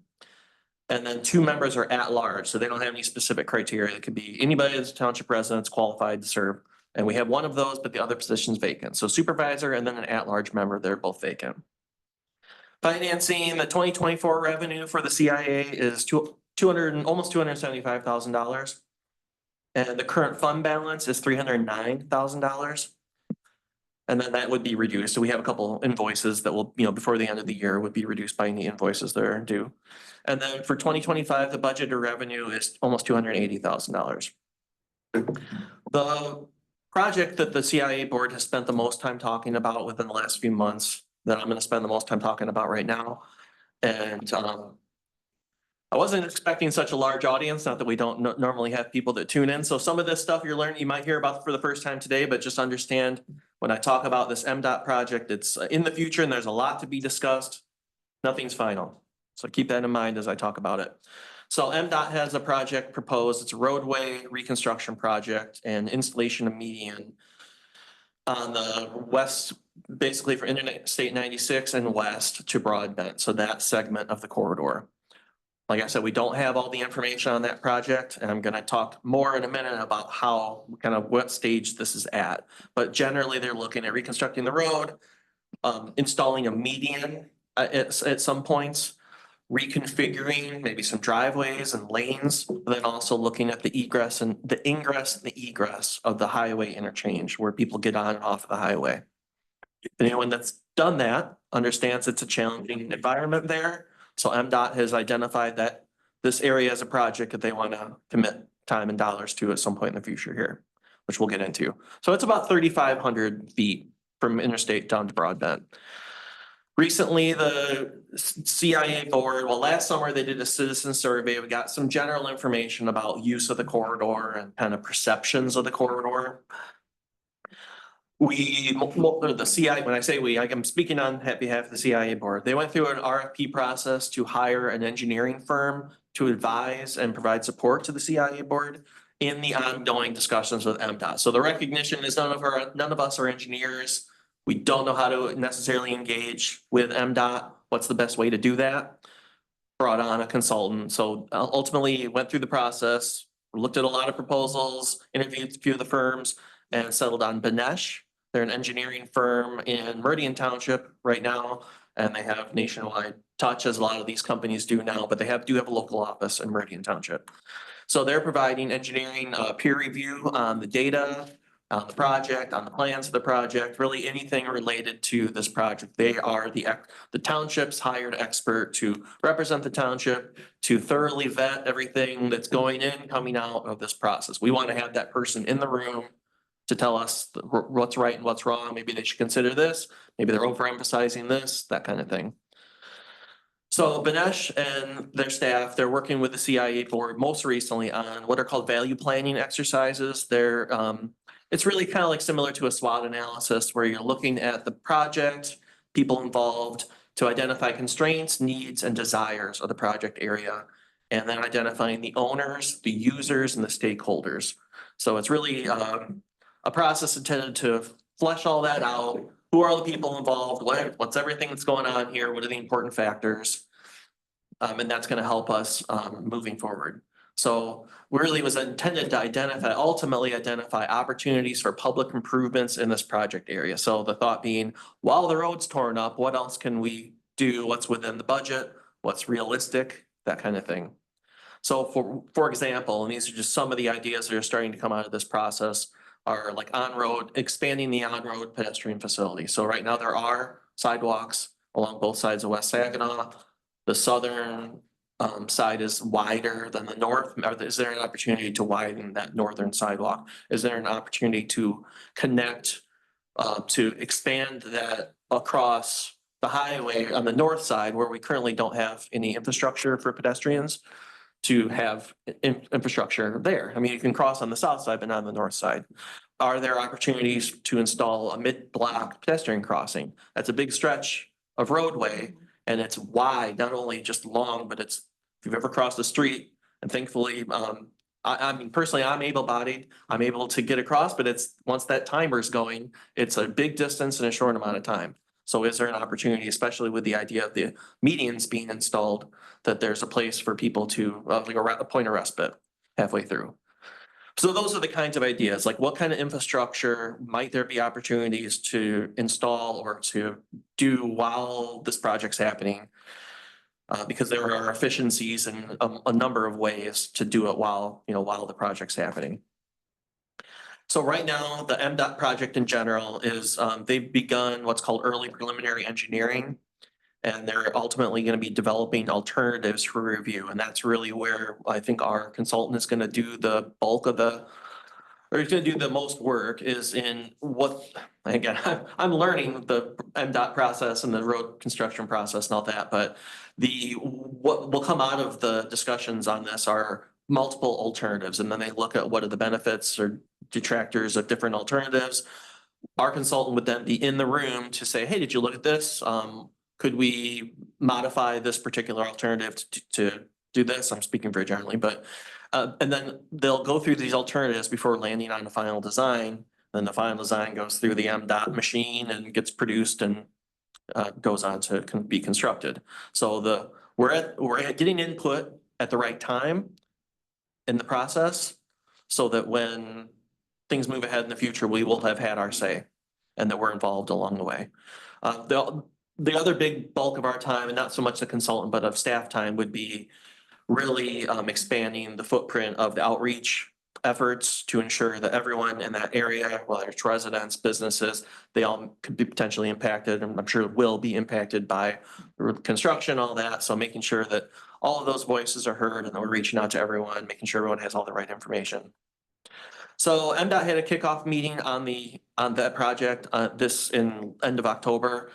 And they are currently in the process of assembling data. So like one thing they've asked us for are traffic studies for some of the recent projects that have happened in the, not only Delta crossings, but in that area generally. And they're doing some preliminary analysis. So what they will establish is what they call a local advisory group. And that would meet starting in December through June of next year. And then they would have some kind of report, they call it a scoping report, by the end of July produced. So our team certainly, well, by our team, I mean Township generally, so members of the CIA board, members of the Township board, other boards and commissions, residents group, interest groups, like that, would all be involved with this. And we're in the process of kind of identifying, that's when I've mentioned that constraints, needs, users, stakeholders kind of thing. We're in the process of identifying that and working with MDOT to help develop those groups right now. So a lot of that's forthcoming. The project would tentatively start in 2028. So we've got a little bit of time, but the early time is the most important for us. In a nutshell, that's how the CIA board has spent the last couple of months. Definitely plan on continuing to work through that to be prepared as possible for the upcoming MDOT project. But otherwise, the CIA meets Mondays. They canceled the meeting today, but they meet again December 11 at 4 o'clock in this room. Certainly any of the board members or anyone in this room, always invited to come. If you don't get a chance to come, the meetings are broadcast on YouTube after the fact, so you can always catch up at home later. So if you have any questions for me, I'm certainly do my best to answer them. We have our chair here tonight, and Brian has spent the most time with the CIA board as well. I have a question. Beth? So these stakeholder groups that you're talking about, is that how the priorities for the township will be determined to be conveyed then to MDOT? I think that would be part of it. Yeah, I don't have the answer ultimately is yes. I don't know exactly how all the pieces fit together yet, but that is the idea, is to get all of these people together, working on one team to ensure that all voices are heard and that if there are, that we don't miss any opportunities to address some kind of improvement. And that's, you know, that's the limit on the CIA dollars, is we can work, the CIA can spend money on public improvements. So, but not necessarily to support private endeavors. So that would be what this whole group is identifying along the way. So they'll help us identify what we don't know, we don't know. We don't know what the possibilities are of these public improvements. This focus group will then research that along with our, hopefully our consultants. Correct. And then we can communicate with MDOT on that. Yeah. Okay, excellent. Peter, who is this, is the Board of Water and Light been involved in any of these discussions with MDOT yet? Not, I don't know of anything that happened outside of a CIA board meeting. We do have Calvin Jones from the Right, LB right. Lansing Board of Light on the CIA board. So we have not had anyone from MDOT to attend a CIA board meeting yet. That's planned. I don't have a date yet, but that's definitely part of this process. I don't know what other discussions they have had. I would assume that they'll be part of any of these local advisory groups moving forward, along with, I think Consumers also has polls in that area. Okay, Right. thank you. Fund. Are there any smaller projects? Because the corridor goes east to Waverly, Mhm. correct? So this sounds like the MDOT focus, and perhaps I have it wrong, is really gonna be in this section of Saginaw. Right. So, and that's not till 2028. Are there any conversations or thoughts, or is it on a list of what's gonna happen further east on the corridor? Nothing formed real strongly yet, no. So there are, I guess where I have spent most time as a staff to the CIA is just trying to create relationships and meet people and try to build a coalition of people that are interested in the CIA board and improving West Saginaw Highway. But we don't really have any specific activities identified other than kind of large scale work plan ideas. If I could add on to that, Peter, there are, some of the discussion is, in that section, at least also looking ahead, just so anything that we do could potentially be, have a smooth transition. I know MDOT in their grand master plan has plans for the rest of the corridor, similar, but the amount of money is staggering, so there's just no funding for this section of from the freeway to Waverly, at least identified anytime soon, is what's been communicated to us, so. Okay, because I know when we started this venture, I know there were surveys done. I'm pretty sure there was some surveying done with people to give ideas. For some reason, that stands in my mind. And there was a great interest to make that east side look better, to do something. And so I just didn't know if. Well, I think that I'm sorry if to cut you off. I mean, there still is, but we knew that MDOT project That's huge. is We knew coming, that, so that's kind of the And focus needed. at the moment, but I think that there's still a sensitivity to the rest of the corridor, and you're right, when the CIA was set up, it was to leverage some of the new development and investment to be able to also look at improving the rest of the Yes. corridor as well. Yes. Any other questions or comments? Did you have anything you wanted to add?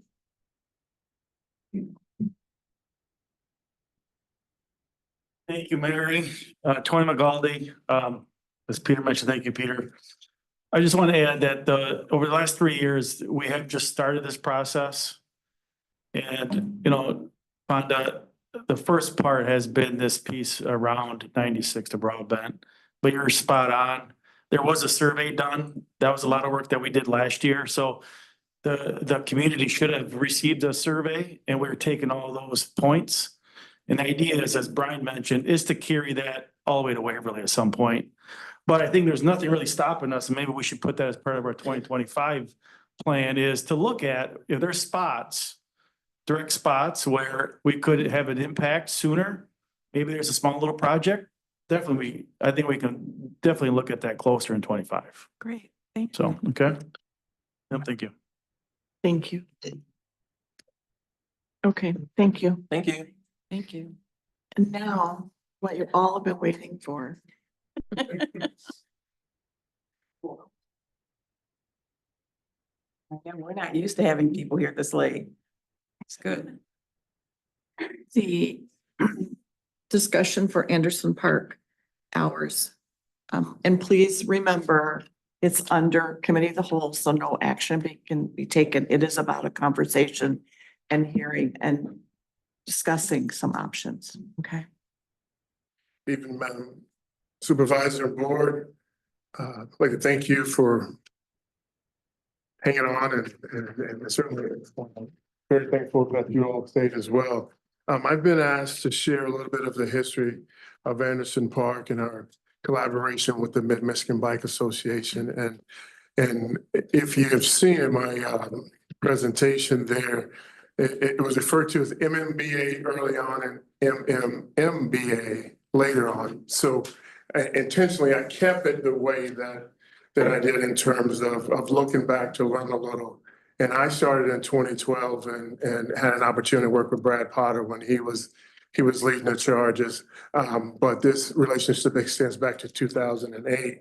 And I want to share a little bit about the park, but also share our appreciation to the triple MBA for their outstanding work, because over the years, we have not been able to necessarily increase our resources to increase the resources to that park. And they've done a tremendous job with helping to keep that park clean and then also, providing the trails. So I'll go through the PowerPoint. You've had a chance to see it, and it sounds like a lot of the folks here probably know more of the history than I do, but so we'll touch on it, and just some of the basic things where the park was a gift from the Gladys O. Anderson family in 1976, and then the trust fund acquisition grant in 1977 for the combined close to 90 acres, and then the park offers over 5 miles of meandering trails, fuse of the Grand River, suitable for hiking and biking. There's been some talk about park boundaries in terms of signage and so on. I didn't find any. There was one reference to some boundary signs, but that was along Wardell Road. So we, over the years, have pretty much kept it consistent with how we do. With so many parks and so many entrances to parks, we have not been able to put boundary signs at all of those. Now, we have responded to residents' concerns who've had issues or concerns related. For example, Hawk Meadow Park, where the railroad track is just north, there were some concerns from the railroad track about folks exiting the park there, and also on the east-west pathway. And I think some of this may be true for the Anderson Park area, where residents will make their own paths to the pathway or to the park. The one along the east-west pathway, we began to get calls when folks in the neighborhood were using a resident's pathway to get to and from the pathway. And so we were able to put a park boundary sign because, we couldn't take any responsibility for folks from the neighborhood walking through their yards to get to the pathway, but we tried to help. So that's kind of been the approach with the boundary signs. And we're certainly doing some discussion with the homeowners that talked about trying to put some of those out as well. We have not had any concerns. I haven't had any concerns voiced to me at Anderson Park about folks leaving the park going onto someone's personal property. So we have not reviewed on a regular basis any signage or no boundary signs. And I will say some of the signs that have been put up, I know some of the residents along Water Road have put up some, and I don't always think that those are or accurate in terms of boundaries and so on, private property and so on. But, they've served a purpose and so on. So, just continuing on to the next slide, you'll see just a few maps of Anderson Park. Some of the trails are captured here. I will also say that this park is heavily used by folks other than mountain bikers, and therefore there are other trails that you may see, or the walkways that have been created. For example, Wildemar has a connection to the park. Historically, they've run their 5K where they've left Wildemar and used Anderson Park as part of that. So there are some other trails, some other things beyond what the mountain bike trails represent there. Marcus, I have a question before you leave this slide. Now, we've heard from residents on Wardell that Wardell is a private road. Is that correct? The entirety of it? That's been part of the challenge over the years. Now, the road commission actually plows that road. I don't know how much of it truly is private versus public. Might be portion of it then. Yeah. When I drove down there was a sign Yeah. that at a certain point that said this is a private road beyond this point. And I don't know if that sign is accurate in terms of boundary lines and so on. Yeah, I don't know where it is, but I know that because the road commission and the drain commission worked when we were having that flooding and this pre your time on the board, Beth, and before yours, Fonda, where the road was collapsing and flooding. And they worked, so it is private. I mean, it's private. They're saying it's private basically at the curve. It is a public road. A significant part of it is a public road. Okay. Or they would never have put one penny, one drop of sand or gravel in So, there. but then the rest of this is private, but that cuts through our property of the park for this road. I'm seeing it cut through on the map there. I don't know where the park starts. On the Isn't- east. The park I is mean, around the green stuff in the picture on the left. But then there's the road that comes down and then what is the white line? I assume that's the road. On the photo? Yes. It is, yeah. Okay, so that goes through the park? It kind of does split a couple of the, I guess, parcels, if you will, of the park. So it does go through and goes down to those 4 homes. So is there an easement then for that road? I honestly don't think that's a private road. And if so, I don't know how much of it is. Okay, so that's a question that we need to find out. Mhm. So, and then it looks like there are 4 parcels down there on the river, is that correct? Yes, 4 individual parcels? yes. Okay, Now, I guess for the sake of that map, I guess to the north of that is where Alan Beard and his wife Kathy, who have voiced concerns over the years, including the most recent concerns that I'll touch on in just a moment. So that's kind of a different section there. And we'll give you a little of the history from my time. When Frank Reynolds lived in one of those 4 homes, God rest his soul, he was very outspoken about that road and say, but he was very complimentary to the mountain bikers because of some of the things we spelled out here, because of what they brought to the area from a safety and security standpoint. And none of the concerns have been, again, folks leaving the park going to private property. I mean, even the Beard's concern was more about the closeness and folks being able to see their home and case their home and, and things like that. So, we haven't had any reports of folks exiting. okay. And then some of those, as Mary touched on with the Drain Commission, some of the trails, they're certainly designed and there's safety measures put in place in terms of some of the, where there's banks that are created, that, there's some jumps and so on. So, a little bit of that over the years has been part of the trail system, but I think we've pretty much moved to a point of literally just sweeping a trail through and not having as many jumps, although there's still some out there. So Okay, thank you, Marcus. Please Sure. continue. next slide, and I apologize, it's probably an old logo because it only has a 2 M, but no, it has a 3 M's in there.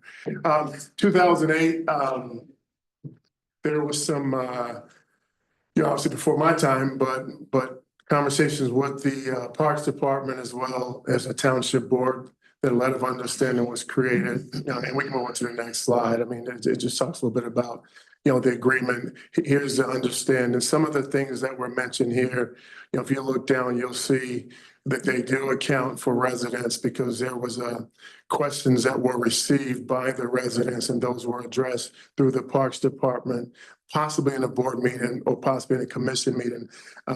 But those concerns were addressed with the residents moving forward. But some of the things that I outlined in terms of the understanding there, in terms of communication with the Parks Department from MMBA, but also some you see the 100 feet of property lines. And over the years, I mean, some of the trails have been redesigned for a number of reasons and have probably gotten a little closer to the boundaries, and we've reacted to some of that. And that's been, the biggest gripe, I think, from one of the residents is although it's within the park's boundaries, it's just too close to their home. And we've tried to work with them to address that. Can I ask a question about this agreement? At this time in 2008, was there an ordinance or anything, a policy on the hours of the park?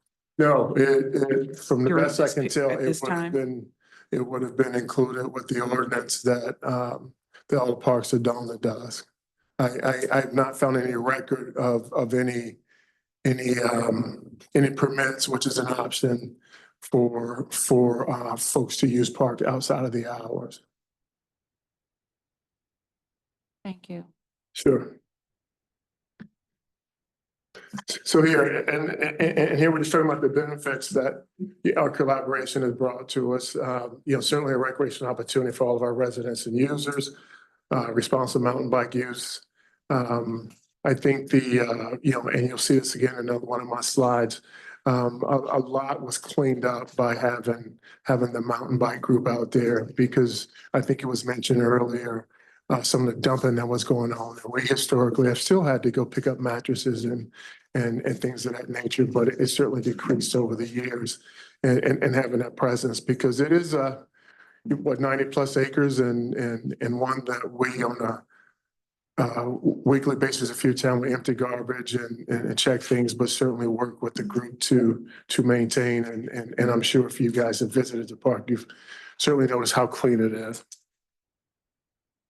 The parking, also listed here, you'll see a section coming up later. I'll touch on that with some of the things that the township has done. So on the next slide just outlines, again, a little more of the collaboration, and we can move on because I touched on these, but those were trail development and expansion. Our park maintenance daily and special events.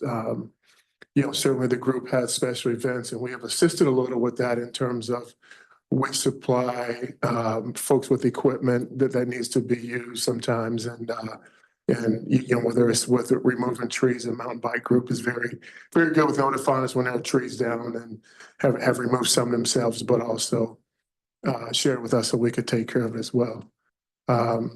And then the complaints with the residents, and then the parking issue we'll jump on. The neighbors' concerns is up next, and again, the develop too close to their property, the parking along Woodhill Road, illicit activities in and around in the park were concerns of the neighbors, motorized vehicles and equipment in the park, and sharing of trails with non-bikers. And then the next kind of gets into 2012, when we went before the planning commission to expand the park in there. So you can see the plans here, and then the next slide gets a little more into the technical terms. I probably have to ask Peter to interpret for us. But long story short, we were denied because we were trying to put a gravel parking lot in, and at the time the ordinance called for pavement. And we from a cost standpoint, obviously, that was a little prohibitive. But, also there was some talk about it being a nature park. Why do you want to go out and put paving and things like that in it? So just some of the challenges, battles we were facing back then, but we did try to address the park. And here more recently, we've kind of done a little bit of work with the group to expand some of the parking that we have. And to your point, Beth, the main parking area is actually a turnaround that was created over the years for the road commission. So, there's technically very little to no parking, but that is used for parking as well. And the Wardell Road residents were concerned for a number of reasons. One, because if the parking was so much that they couldn't get to their homes. So, we took a look at it then. The next slide just shows a little bit more from the MMBA over the years, but the second one talks about the one concern from the resident, because you'll see a timeline in just a moment where I try to capture how that was brought to me and then how we reacted. But as we were doing that, a new concern from a resident came up. This resident was calling me weekly with concerns and a number of different things. But when he brought up the lights and, in the bedroom window, and we had a meeting with the MMBA. I mean, they reacted to it right away and said, this is something that we've got to address, even though we're still trying to find a solution to moving it away from the property. So that was beneficial, and that was one of the things that was shared with the resident, although we still weren't moving fast enough as, for him in terms of getting the trail relocated. But we did respond to that. So here on the next slide, you kind of get into going back to April, where I was made aware of the comment from Trustee Fido, and Township staff responded to go out and take a look and did recognize that it was right up on, again, still within the park boundaries, but still very close to the residents. So we look for a solution. It took some time, and I think the resident was a little impatient and expecting something to happen right away. But unfortunately, we were not able to move as quickly because I came back and met with the group and try to find a solution that we could move it away, close it down, move it away, or whatever. But very fortunate to be able to move that trail to a new location. So that work took place from July through October. And as was mentioned earlier, certainly got that removed from the, that particular area is currently closed off, and the resident is aware of that. He has noted that, he noticed it a couple of weeks ago. And then just a quick one on the trail redesign. I mean, touching here, I know some work is probably still taking place with this. The MMBA has been working with our parks maintenance staff and one of the folks in our office on getting this trail up and running. So we're excited again to have that, but just also happy that we could address the residents' concern as well. Now we start to move into all the parks, as was mentioned. The next slide just kind of shows our park rules, and I'll tell you, there are a number of parks department that don't list their hours on their websites. Some do, some don't. It's interesting because now again, all parks department aren't created equally. Some have indoor facilities, some have zoos, some have this and some have that. But a lot of by ordinance, and even some of the ordinances say and show that that the hours will be determined by the Parks Commission, for example. Is one of the things, as opposed to listed dawn to dusk. There are a number that do list it dawn to dusk, but again, that's more than the ordinance. So as we get into here, a lot will allow. As we go to the next slide, we talk about Delta Township's ordinances, and the first one on the next slide. What you'll see is just the ordinances here. Well, the one ordinance that talks about, that refers to our hours. I mean, that's the simplest way to put it. And then I also did find another ordinance, section 3016, that talks about no such use of bicycles shall be allowed between sunset and sunrise. So if we're looking to change an ordinance for here, those are two that we have to take into consideration because a separate ordinance does talk about that. And again, that's section 30-16 is not included up there. Then as we start to look at our parks, we're open dawn to dusk. Oh, it's a question. I do have a question. So the permit that this references, the slide before, the permit that it references, is that how softball games and stuff Well, happen we, in our parks? we By do permit? programs, fireworks is a permit. I know the city. But are the ball games permits? Because we have kickball leagues, we do. softball leagues. I'm asking, are they allowed by permit? What We- allows them to be in the park at night? We, through the Parks Commission, run our programs with the understanding that we have lights and we go beyond. Do we get a permit annually for those? We do not. Point of clarification on that. Is it possibly because they're staffed by parks staff? We do have umpire on-site. staff and then we have staff that closes up. So We have because, staff that closes, Yes. but the umpires are not, they're Miscellaneous contractors. contract, Yeah, they're seasonals. Yeah. Thank you. yeah. So it could be that. So again, this list of our parks. And then I touch on that a little bit more to kind of give you a better feel, because one of the next slide, some of the challenges that we have is, you can see here where Anderson Park, for example, has no gates. Delta Mills has gates and we close it, with our staff on a daily basis. Erickson gates with lights and closed by staff. Then we get extended hours for firework events, softball and kickball leagues as we mentioned there. So a number of our parks do not have gates that we send someone out to lock up. A number do, but you can also see whether it's Players Club or Luton's and so on. A lot of those are not have gates, but are truly subject to use after the hours that we may or may not be aware of. And then we have some like the Willow Canoe Launch that's open seasonally, so that's closed with the gate and so on. So we kind of arrived there, and then I'll be happy to take any questions, but the next slide just kind of shows some of the options that we like to put out there. Is that one option is to amend the two ordinances to adjust the hours. One option is to adjust the hours just for Anderson Park. One option is to extend the park use by permit, which Lansing actually does with a mountain bike event. I think they may meet once a week, and it's very interesting too, because Lansing, for example, requires the mountain bike group to notify the neighbors they're going to be there once a week on Wednesday, which is it's kind of great. I guess they have a great working relationship with their neighbors there.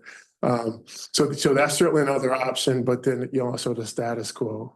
So, and I'll be happy to take any questions. Andrea. Marcus, just curious if you have thoughts with these kind of options that you laid out for next steps, what might, in your opinion, work well? Is it a permit to allow, I don't know if it's certain nights a week, but it's not just nights, it's mornings too. So I don't know if it's permitting, if it's setting hours and doing something, what your thoughts are. And I know, and especially timing and being responsive, because we have a lot of folks here that use Anderson Park, and I know they've been patiently waiting for a resolution, and we're into the shorter day winter months where, this is an issue. And so just appreciate your thoughts on Sure. practicalities and what would work well. Well, I'm always going to advocate for using the parks. So, I mean, just to put that out there. So certainly, opportunities, I think, for Anderson Park and mountain bike. And I certainly am in favor of us finding a solution. Now, I will say, I will also be concerned with the process, because we could be sitting here in another few months with another park and another sport, and so on. So, you know, I feel really good that by moving the trail, I think we're eliminating a lot of lights to the homes. So that's one thing that I think, that certainly favors, you know, an opportunity like this. Yeah, so I don't know if that answers the question, but Well, and I'll just say, you know, I agree, and I want to seek an option that allows utilization of our park and in the hours when it's dark, understanding the circumstances. I guess more immediately, is it permits? Because we can do permits. Does that allow us to immediately accommodate after dark utilization and put some restrictions, and then we can do that evaluation of our ordinance and how we may need to change that more permanently by park or park all across our parks? I think that could be an option, a little tricky, but are you gonna permit it 7 days a week from a certain time until another decision is made? Because, you know, you don't just have folks who are night riders, you have the early morning folks as well. And so I think I've heard like 7 AM to 10 PM tossed around, but you know, we know of folks who ride at 4 or 5 in the morning. So, you know, I mean, that makes it a little tricky when, in terms of determining what hours you want to set, and then, you know, if you want to go by permit. I can say that the members and the users of the trails that have reached out and had conversations, and I believe the ones that spoke at our meeting that we had everything's pre-election, post-election, pre-election, they were all open to something like 7 to 10 PM. I mean, to 7 in the morning. To 10 The p.m. quiet time from 10 PM to 7 AM. And I would be curious just to raise a hands, how palatable is that to people? Yes. Okay. Yeah. 7 AM to 10 PM. Okay. Correct me if I'm wrong, Marcus, but I'm gonna guess the reason that we have our park hours from dawn to dusk is a risk and liability issue for the township. I'm sure that's part of it. I mean, certainly, I mean, some folks will say great things don't happen in the dark, but I think from a management standpoint, and then with our parks being so many and being so big, you're talking 90 acres here, 50, 60 acres here. The dawn to dusk certainly, I think you know, that's been one of the reasons. And do we carry a specific kind of liability insurance with regard to the use of our parks? What if someone is hurt and they want to sue the township? Well, I mean, I think they're gonna sue the township, you know, regardless of honestly, you know, what we have. But from a program perspective, we do have waivers that are signed, and I mean, that certainly helps, but we still are challenged on that with the But not if insurance someone company. goes to Anderson Park. I could drive down there right now. Right, and you know, I said programs, Yeah, right? programs, But, right. you know, and then I don't know from a risk standpoint, how much is understood if you're in a park at a certain time. I mean, because, you know, people use the parks all the time, and, you know, we don't necessarily have permits or waivers signed for general park users, whether it's pickleball or canoeing or, you know, things of that nature. But not all of our parks are fully wooded either. You know. Correct. You know, you could be out in the middle of Anderson Park and, you know, very much alone. I'm concerned about public safety. I'm concerned about the liability and risk to residents, to users of the park, and, you know, how that impacts us. And I'd like to know more about our insurance options and things like that before any kinds of decisions are made because of that. Andrea. Yeah, if to that, and I think great points. My understanding, and please someone correct me if I'm wrong, is that the triple MBA has insurance to cover liability insurance. And so maybe, I don't know if that makes it an approach where it's a permit and maybe some of that can be spelled out and their association members and, or there's maybe some signage directing kind of how that utilization of the park is, you know, during those hours, is designated through a permit. I don't know, but it seems like a permit could be helpful in just clarifying a lot of Well, those I think we points. have to also consider, I'm gonna venture educated guess here that all park users are not members of the. Oh, fair enough. Yeah, nor will the nighttime folks be too. I mean, I don't know, for example, at the committee, of the whole, how many were actually members of the group versus users who wanted to voice their concerns. So we'd have to weigh that. Now, we can certainly check the insurance. One question is there truly from an insurance standpoint, a difference between daytime and evening, dusk and evening? Even at dusk, it can be dark somewhat too, but we say dawn to dusk, but we can certainly check the insurance. I'm not as well schooled there. Well, there's a reason we lock up the other parks. I mean, there has to be. Yeah, I mean, there's various reasons. At some of our parks, we do encourage people living in there if we don't lock them up or move them out. Well, and I think some of it too is because we can. Some of these parks with so many different entrances, makes it a challenge to, like even the ones we lock. For example, Sharp and we've had a lot of conversation about this, over the last 6 months to a year. For a number of reasons, but we lock Sharp, but does that truly close the pathway? So we've been trying to look at those type of things because the pathway is not the park. Pathway is used and needed, after hours. So it's been a struggle for us, trying to figure some of that out. Yeah, Dennis. I see two issues here. We've migrated on 2 hours, but before that was, the pathways. And when I walked this blue line, and I pointed out in the memo to the board members that there's the blue and the red and the green line, whatever, but there are all kinds of extra spurs and loops, and they go right up to the property line, even not just the property owners that you've mentioned, but also a couple other ones, as well as Wildermere. And so I guess my concern is that if there are going to be designated trails, they have to be designated trails. And you just don't start your own trail after that and go willy-nilly everywhere.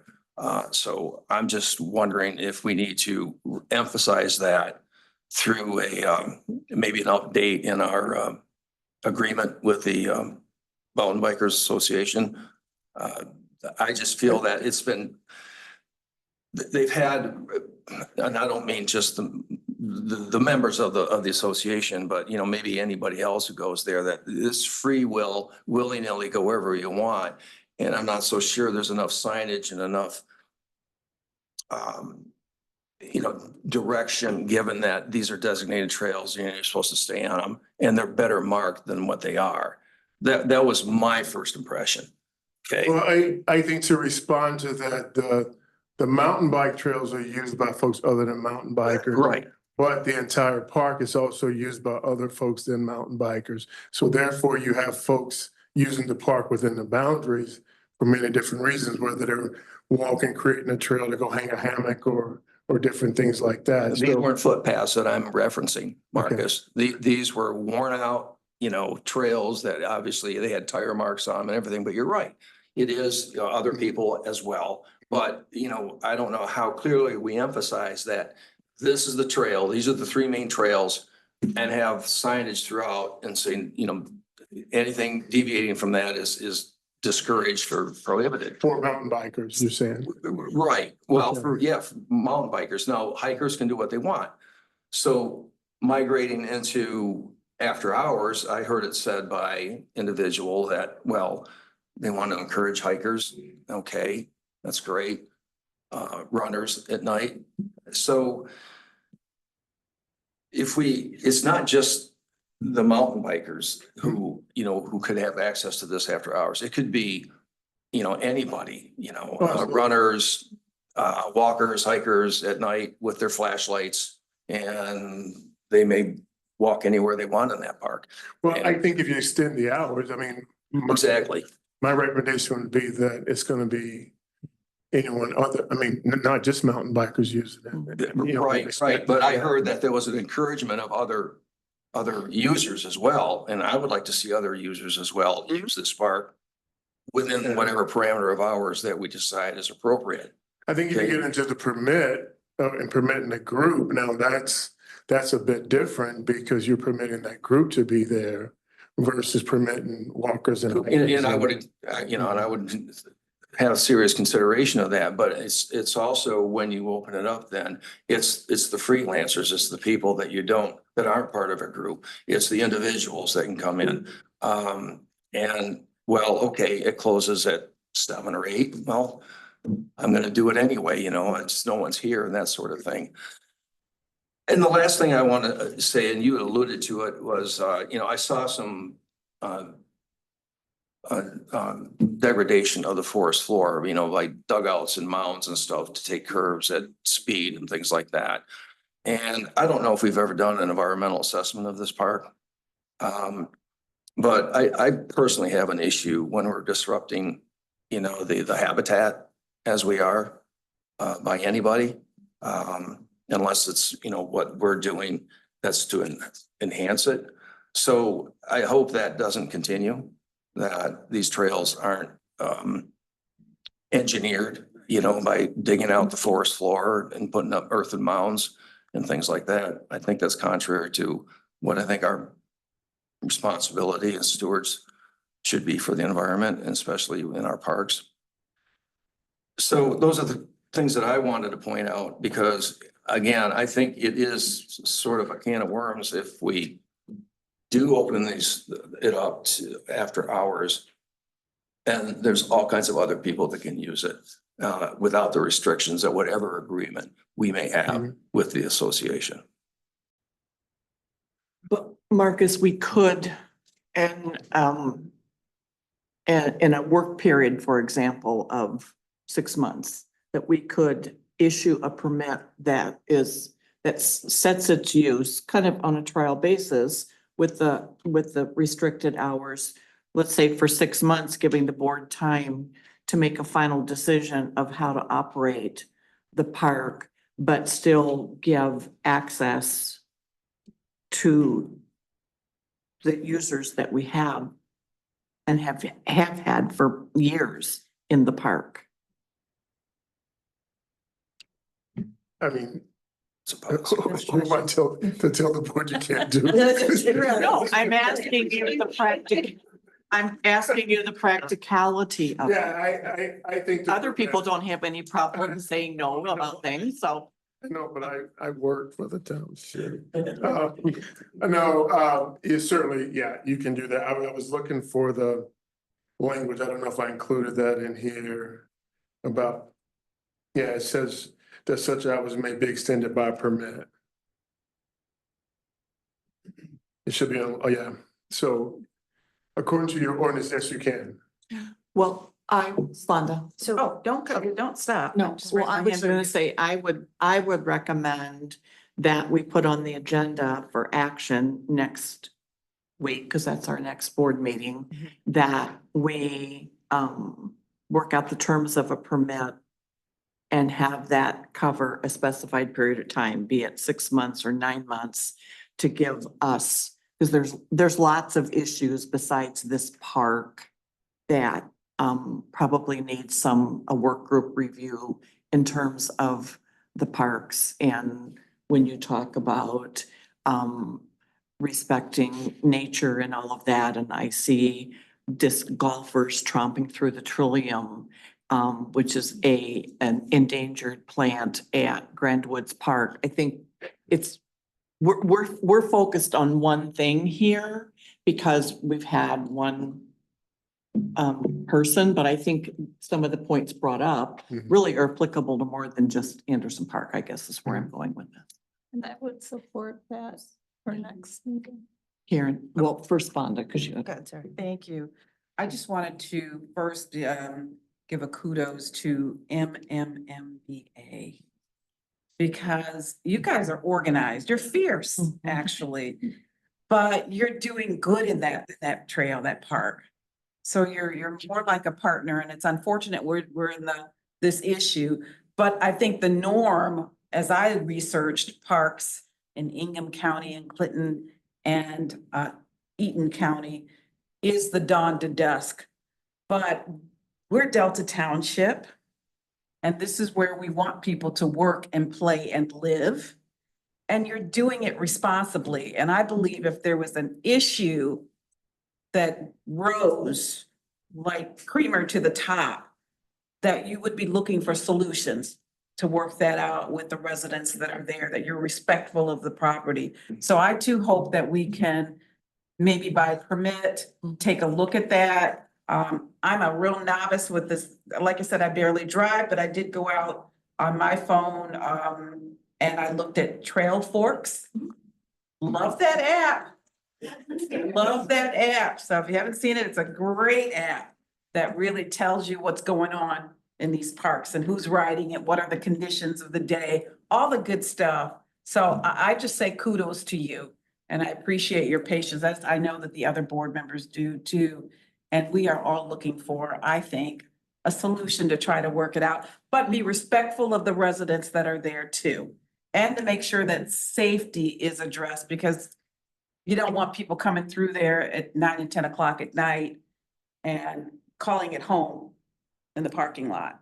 So there's things to look at, but I kudos to you all for being so responsible. Karen. I'm in support with you saying Okay. for the trial Yeah. basis, but, I have a question. so when we do the special permit, is it just gonna be Anderson Park or across the board? Well, it would be addressing, what I'm recommending is that we address the access to the park for hiking and biking.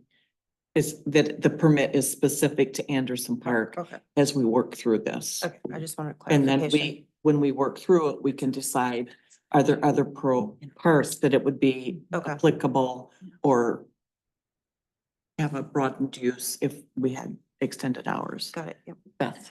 I remember when we talked about Hawk Meadow, maybe two years ago or so.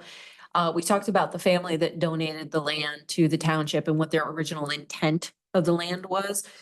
And it says here in your presentation that this land was donated to the township as a passive recreation area for future generations.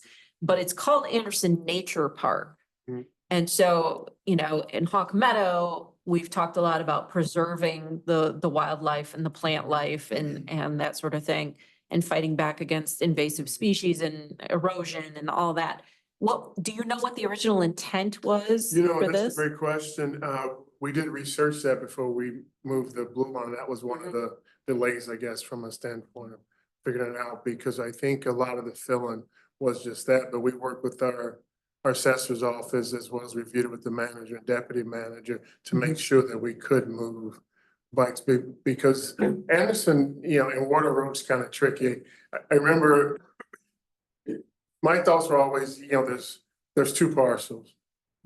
And we were doing mountain biking at the lower end of what I thought was the second parcel, but then I kind of realized the way the road turns, that the one parcel mountain bike was on and not on the other. So that's why we spent some time looking at that deed and how it's written. And through the assessor and the manager's office, you know, we got the approval to you know, that we could have bikes there.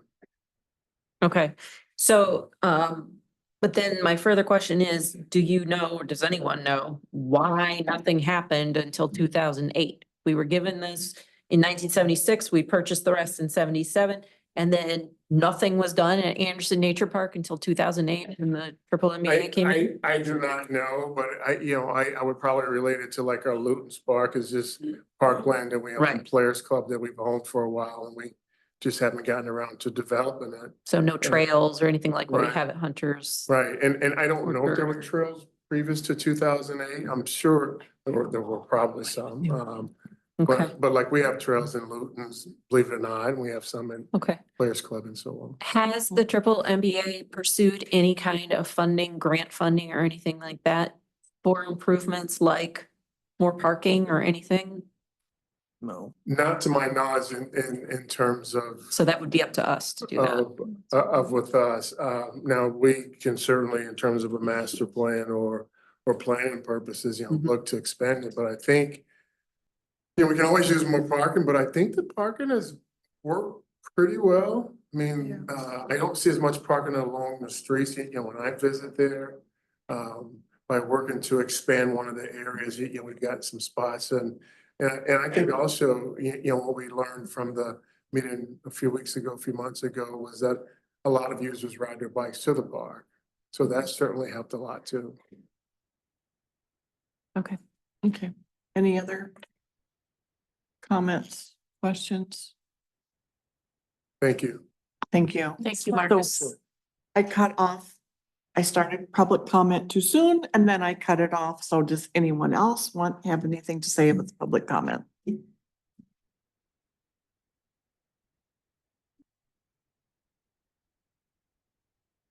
I can address some of the questions that have been raised. I made some notes. They're upside down. Hold the mic down. You could. I'll address some of those as being the old person in the room that has the history that goes back to Anderson Park and having worked with Bradley and been involved with this. There are on that property, there would be what are called social trails, and those were things that residents, users of the land prior to any official use created. Some of those are still open. We've not closed off any pathways. And in fact, we've maintained some of the access drives and kept those clear as well. And if there's a tree that's down that blocks the residents at the end of Wardell Road, at times we've had some of our volunteers have cut those so that they're able to get in and out of the neighborhood. So the trails existed. Brad worked and presented plans for the layout of the trails that are out there. One of the takeaways we had is that we had, I'll say, verbal approval from a parking lot to make the change that was done on Blue Loop. It was not walked directly by the park staff. As an organization, we have implemented, and you experienced that with the presentation to Marcus for the move of the trail on the opposite side of Wardell Road. So we have formalized as an organization a process where all documents are written. We request park staff at all of our parks to walk them prior to any changes or any additions. So that's something that had kind of existed. It's very formalized now as the board. You mentioned nature areas. I'm very familiar with Ingham County Parks. At Birchfield Park, there's a urban nature area in the middle of that. Trails pass through there. We have wetlands there. We have dealt with DEQ in working on a project there, which was the dirt school bicycle playground and skills area as well. So dealing with the different land entities, also from an insurance standpoint, I don't know if as a township you would fall under recreational immunity, but I know that a lot of the state lands from recreation, that was one of the items that was passed at a state level because Michigan is such a heavy recreation entity as a state. The question about grants, we as an organization regularly request grants. One this past year was to the Delmac Foundation, or the Delmac Grant Fund. If you've been in the park recently, you'll have noticed there are two new, I would say fairly attractive looking kiosks that as an organization, part of that was a small amount of grant money, but we've added kiosks to 3 parks. 2 of them are at Delta, at Anderson. Additionally, we went through and added more maps. There are more trail maps on trail. So any of the mountain bike trails are additionally signed. The Trail Forks app that you mentioned, a lot of the social apps that are out there for reference, those are crowdsourced through OpenStreetMaps and contributions that our user community makes. I personally updated those and looking at Trail Forks today. I need to update that to remove the extension of blue, and we'll be adding the new piece once that's opened.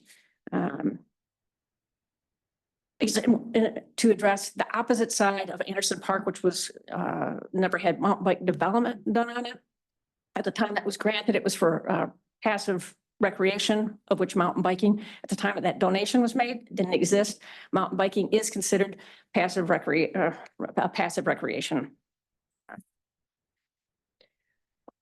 Question about parking. Our group this year in the spring went through and cleared a lot of overgrowth, and some of that was along Wardell Road in each of the areas where there's parking, and opened up areas to improve that, and also made preparations to work with parks to help push other back. We had a private individual who was willing to come in and grade back the material. That was not possible because it needs to be township equipment that does that, but it was all prepared to open that up to help make more parking spaces there due to the popularity of the trail. There is, I think, a question about where Del Road ended and where a resident had a sign. There is one after the last space, kind of, I would say the last parking area, the turnaround, that indicates it's a private road. And I think over the years, we have worked to communicate to our user group, which expands beyond the triple MBA, to adhere to and observe to not go down into the driveway to turn around. And I don't think that's been an ongoing issue. Are you a resident down there? I think we had somebody in the group that was. Okay.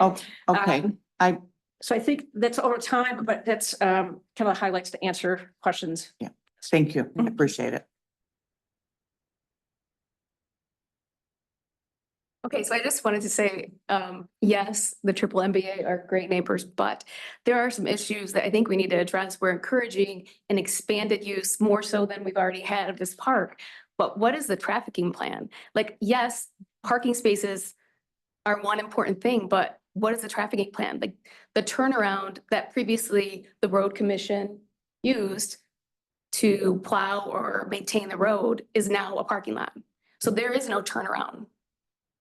And at that sign, just beyond the turnaround, it is posted as private road because the residents split the cost of putting gravel on that portion of the road down through the rest of our drive. So if that is not private and if that is public, please let us know because we could use some help in covering those costs.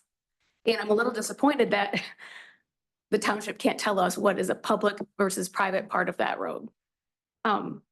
So hopefully there's some I think that's a attention. road commission question and the management meets with the road commission on a quarterly basis, I believe, but you could reach out and get some clarity from the road commission. Yeah, that would be good to understand. It's a gray area that it seems to be an ongoing issue and it's linked to this trafficking, potential future trafficking study or something. I mean, if you have cars parked up and down the road on bike night on Wednesday nights, like, and there's nowhere for anybody to turn around.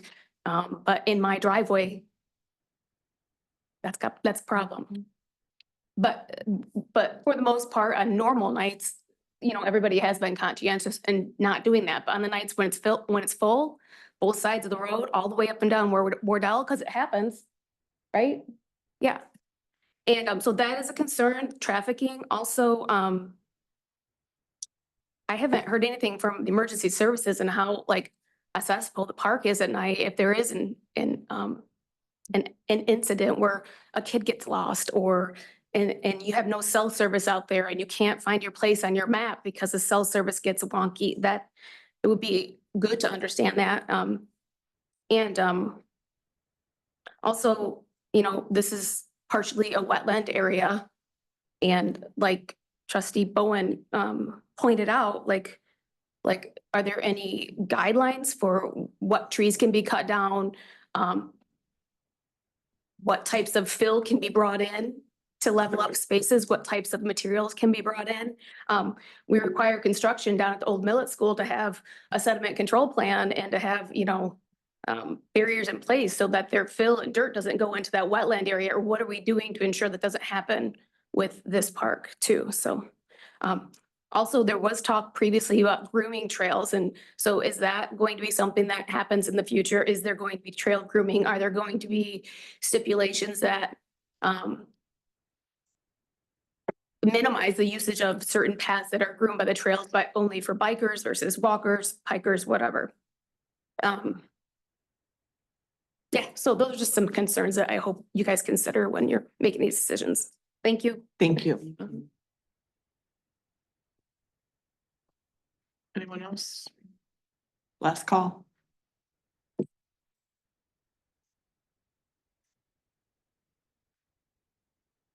It's nothing specific to really say, but to kind of address two things that came up a bit ago. We have to think back in 2008, the internet was very, very primitive compared to what it is today. The amount of tools available, the ability of kind of algorithms and coding to access and look at government documents, things that no one really know how to read and do with otherwise, has come a long way since then. Back in 2008, you had to be in a college, you had to have a .edu address in order to have a Facebook account, for example. In technology, things grow a lot since then. Other thing to kind of note, in the state of California in the 1990s, they passed a law that protected essentially they protected the liability against the state and governments with things like skateboarding, mountain biking, rock climbing, things that could be considered extreme sports. It is not difficult to make those designations, and that can help rise above the liability concern. That can actually mitigate that and get around it. There are policies, there are ways for that, and it exists locally. It's with the skate park here, it is with the BMX track over in North Lansing. There's a few other examples around the state too. Look into that. That is something that could be done very efficiently and very easily if there's a concern about liability. Thank you.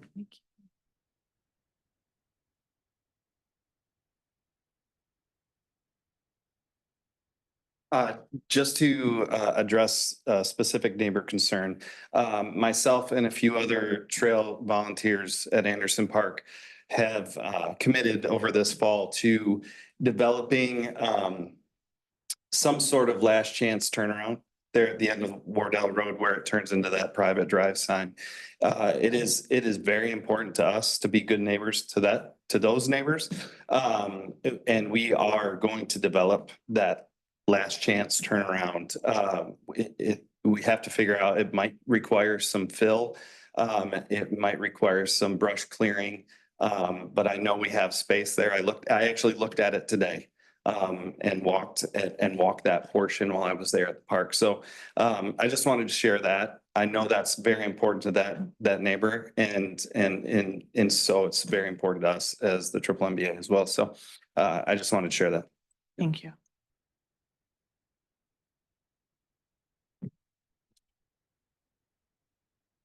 I believe any board members have any last comments? We are done. Thank you.